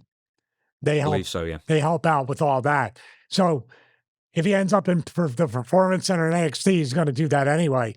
I have to say, right up there with Hindu squats, putting up the ring and taking it apart are two of the least fun things to do in wrestling, but they are a requirement in a lot of circles, and it's just tough. I see what AJ's saying. He got paid to wrestle. He's there. But at the same time, even when I was finishing up, and I didn't do this all the time because admittedly, I was so exhausted. I just wanted to get back to my room and fly home to my wife and cats. When I was at Wildcat Sports, whenever I felt up to it, which even sometimes when I didn't, I would at least try with some of the chairs. The ring I was never great at, so I kind of would maybe help bring it out to the truck here and there, but never enough. I even feel bad about that. Like I should have helped the kids more when I was there, but sometimes I was just so hurt and tired after the show. I just wanted to get back, get sleep, like I say, and fly home. But even then, and I know people that there was one that was famous where, it was Luke Gallows, I think, helping break the ring down on the indie show. Am I mistaken with that years back? There was footage of on social media doing that or whatever. This doesn't make it right or wrong for what Avery did or AJ defended him, but it's not what AJ thinks, and it's not even what Avery thinks. It's what, and I will say this, Elite to Eric Cannon, which I've met him a couple of times, openly said it. Usually in wrestling locker rooms, you know what happens? Hey, this kid thinks he's too good. They won't say it to his face. They won't say it to AJ, but it'd be kind of an unspoken or like whispered truth of like, that kid has a bad attitude. Will you do something about it? Probably not. Like Eric says, Avery's going to go to WWE. There's no question. AJ's kind of like mentoring towards that, but it's not what I think, and it's not what you think. It's not what AJ and Avery thinks. May not even what Eric Cannon thinks, but the surrounding people that are going to have run-ins with Avery on there may look at him sideways and say, is this kid arrogant? This kid have a bad attitude? They might not externalize that, but they'll be thinking it. They'll be looking at him and see, and it might come up to a point where somebody might mess with him. They might rib him. They might give him the cold shoulder. I don't know. But I don't feel one way or another about it. I just feel like, and you said something in the notes about GCW and what kind of promotion it is, but it kind of doesn't matter what promotion it is or what identity or reputation they might have. It's all about what the people in the locker room, the talent, think about somebody who's new to the locker room. I asked Dutch this yesterday. Do you know what his response was? What? I wouldn't do it. Do it yourself. I'm paid here to wrestle. I'm paid to wrestle. I'm not going to put out the chairs for you. You see, it could be the other part of it is trying to the camaraderie of the business. And I was getting paid to wrestle, and I wasn't expected at Wildcat, and I didn't do it that much. But whenever I was like, these kids need help, at least with the beams, taking them to the truck or doing whatever, I would try. I had other things to do as far as helping people with their matches, maybe helping Luke with some creative and doing stuff like that. I don't feel one way or another about it, to be honest with you. I mean, when we talked about it, you said, well, maybe you don't want to talk about it because AJ and I used to be friends. I literally don't care. And this is something that, like I said, if he goes to NXT, he's still getting paid, but he's learning. Then I think the perspective changes of AJ saying you better because you don't want the boys thinking that you're better than them. Yeah. There's a couple of things to add. AJ Styles defending his son. Should he have mentioned this at all or replied at all in this? Because, well, he is an active mentor. He's that show that Avery did a couple weeks ago or whatever. AJ was in the ring with him. He did the Styles Clash. His last name is Styles, so they're very much connected. Do you think? I mean, do people agree with AJ, or did that cause people to go against that? it's very 50-50. I've seen some people, including this Eric Cannon guy, posting like, hey, here's Jimmy Hart at age 80 helping, put the ring up and stuff like that. And then other people have just said, I think AJ Francis, former Top Dollar, he said, yeah, I put the ring up in NXT every single time. I've never done it in an indie show. That was someone else's job, kind of thing. So it's like the perspective is all over the place, Well, like here's from the people thing. who wrestle. But as well. Avery is just starting his wrestling career, correct? He never finished training, but he just had that match I saw where he did the Styles Clash. AJ was there. Was his first match? Was that his very first match? It wasn't his first match. I think he's been wrestling since June. So he's he's not had a even few. 6 months in the business Mhm. as far as working. Yes. I mean, I didn't get paid for the first 2 years. So, you know what I mean? There's a lot to say with this because it is not a black and white type of situation because what Dutch said, well, I wouldn't set the ring up either. I'm getting paid.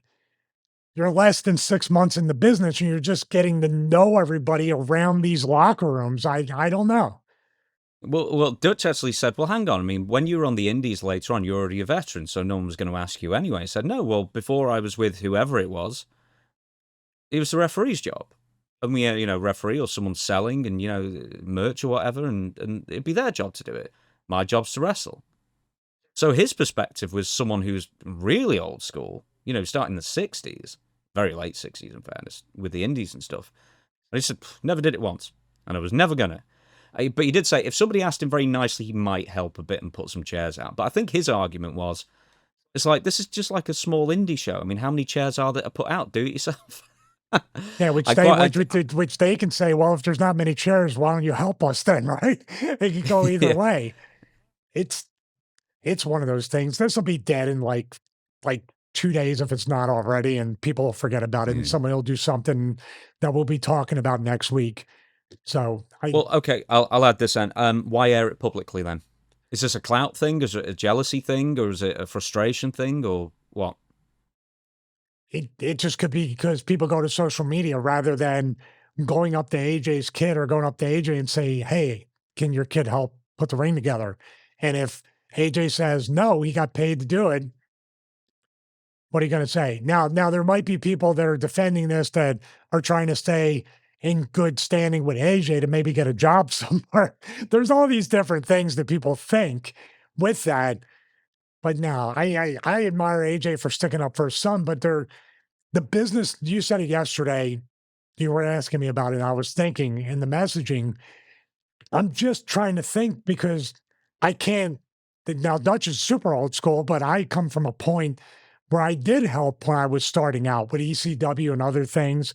And then, yeah, but the indies were like kind of nascent at that point, really. Like they sort of replaced the territory. So he's a product of the territory system. You're a product of the early indies. Yeah. So, and I wouldn't, if I was on ECW, I wouldn't help all the time with that, very little. But if, like I said, if I'm looking and I see like one guy trying to carry a beam to the truck, I'm like, oh, geez, he's going to get hurt. And I walk over and grab the other beam or the other end of it. Did nothing official, but who knows? I don't know.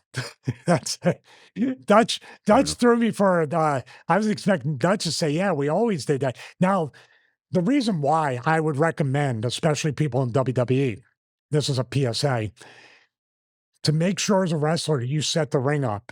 This is very important for your future, your safety, your health, your happiness. Do you know who's on the ring crew in WWE? Referees. One in particular. Charles Evil Robinson. I can never trust. I always, whenever he was setting the ring up, he thought I was just sitting in the crowd, just answering my phone, just doing whatever. I was watching him. So Avery, you got to watch out. If there's more Charles Robinsons in the world, I would definitely take a hands-on approach to setting that ring up. Your life could depend on it. We're going to end on, that's kind of a bad segment, actually, because we're going to talk about Dory Funk Jr., who you did wrestle once early in your ECW if you want to career, call it that. at the age of 85. Well, he wrestled, he just put you in a headlock a lot, awfully. But hey, you know what? How many people of the modern era can say that they wrestled Dory Funk Jr. and Terry Funk as well, which has got to be a cool thing to say, especially how young you were as well. Dory Funk Jr. died at the age of 85. I don't believe any cause of death has been released. I want to get your thoughts on this to close out the show. A bit of a tribute to the guy. He was 4 years NWA World Champion, spanning the late 60s, early 70s. And we also watched a match of his for the Patreon exclusively against Giant Baba in 1974 for All Japan Pro Wrestling as well. Your thoughts on him? How much exposure did you have to Dory Funk as well? Because he's a product of almost the pre-TV, pre-cable for the most part as well. So your thoughts on Dory? Yeah, well, definitely rest in peace. Now you're with Terry, with your father. It's just 85 years old is a long time to live. I also don't know what the cause of death was or what his health was. I know he wrestled in Japan at 81, right? 83. 83. Wow. So right when we were starting the show, Dory was having another match in Japan. Just the flight alone, back and forth. From flying to Japan, it's not just that alone is not. But them wrestling and doing all that, definitely an amazing career. Him and Terry, both NWA World Champions as tag team in Japan, especially. We were talking about a watch along. They had wrestled Hanson and Brody, I believe, right? A bunch. Mm-hmm. Just tough, super tough guys. And just somebody who rang it's just I try to encapsulate this in the last segment, here, but everything he's done, he's trained people. I don't even know if he still had the school, Bang TV, the Bang School, I think it was called, right up until his death. Is it still running? I don't know. I mean, before that, obviously without him, I'm sure his health wasn't quite there to train people. There was the Funkin' Conservatory for a while, I remember. And Bang TV, yeah. And back to, and as you said, Tracks in Connecticut. He trained everyone from Mark Henry to the Hardy Boys, or Kurt Angle to Kurt Angle to Mickey James to probably how many hundreds of people went through Bang or anything else that you had a hand in training them in. It's almost like that's as much of his legacy than being NWA champion and the Japan run and stuff, Well, yeah, he can have the NWA World title for 4 years. He could have wrestled Baba back in 74, which was what we watched here. But the real legacy that lasts long after his passing is those people we just mentioned and a whole host more that he affected. And obviously, I look back at that memory of that match. I remember afterwards, by the way, people don't know, Terry, first of all, did a weird pile driver that dropped me right on my head, and I couldn't feel my arm for weeks.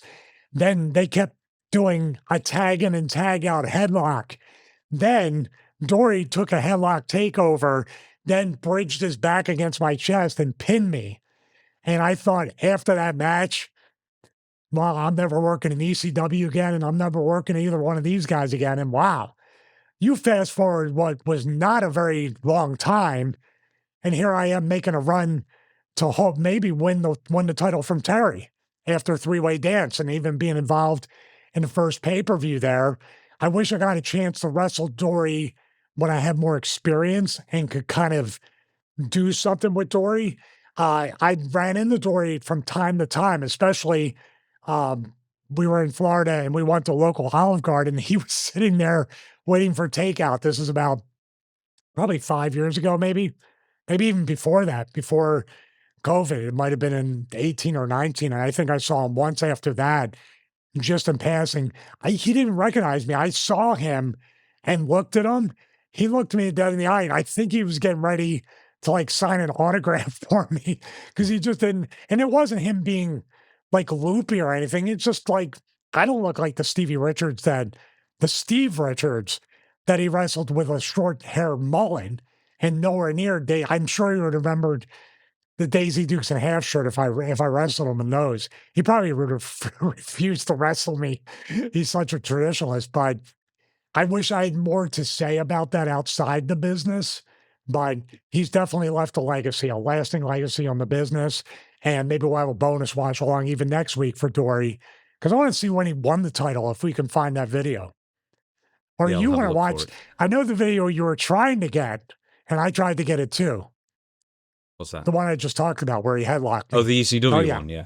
Well, I remember watching it. I think that was like on one of my compilation ECW videotapes, like ECW Hardcore TV 1 or something like that. They actually put that on It the was 94. compilation. It was 1994. It was 94.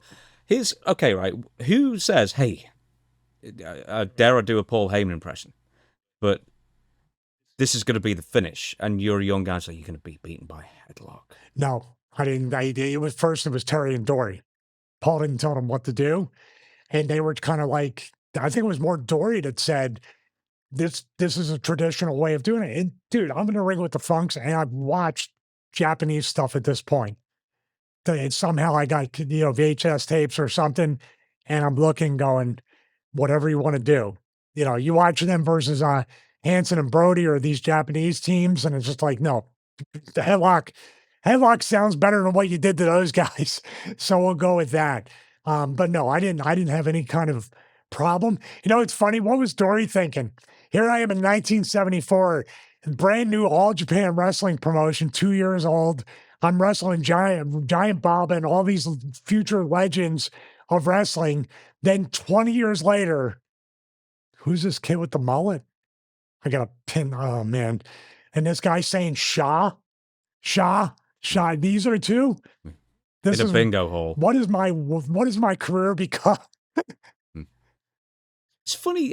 Why is it just certain people just are able to just continue and continue and continue? He was wrestling pretty frequently into the 2010s, was Dory. And obviously he never exactly had the most dynamic, high-flying style. But it's not like he was a layabout either. I mean, he was wrestling, even though it was, a considered, what would another word be for it? Like all these Broadways, these 1 hour Broadways he was wrestling up and down the country daily, including all the, cross-country, cross-the-globe flights, everything else. Man, that would take a lot out of practically anybody, and yet he was still getting out there. He was in the ring training these guys in his 60s and 70s. He was... Why can some people just do it and do it and do it and do it and carry on? I have no idea. I really don't know. And if I don't really want to know the answer, because then I might try to fix my issues and go in. So once again, kept honest. But yeah, Dory's a unicorn when it comes out. Terry is too. Could be the genetics. How long did their dad wrestle? He died very young. Yeah, like DiBiase's dad, right?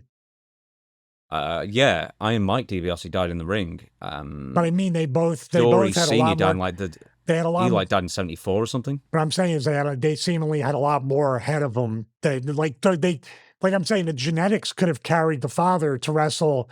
Terry wrestled. Terry, when was Terry's official, not to switch gears on Terry, when was his official retirement? Or Like 2018 or something like that. how old was he? He was in the 70s. I know that, but let's say 72, 73 maybe. It could be a genetic disposition of guys that could just wrestle and keep their bodies durable. And you can't say he had an easy, either one of those guys, you can't say had an easy career. You just talked about all the flights, hotels, weeks in Japan at a time.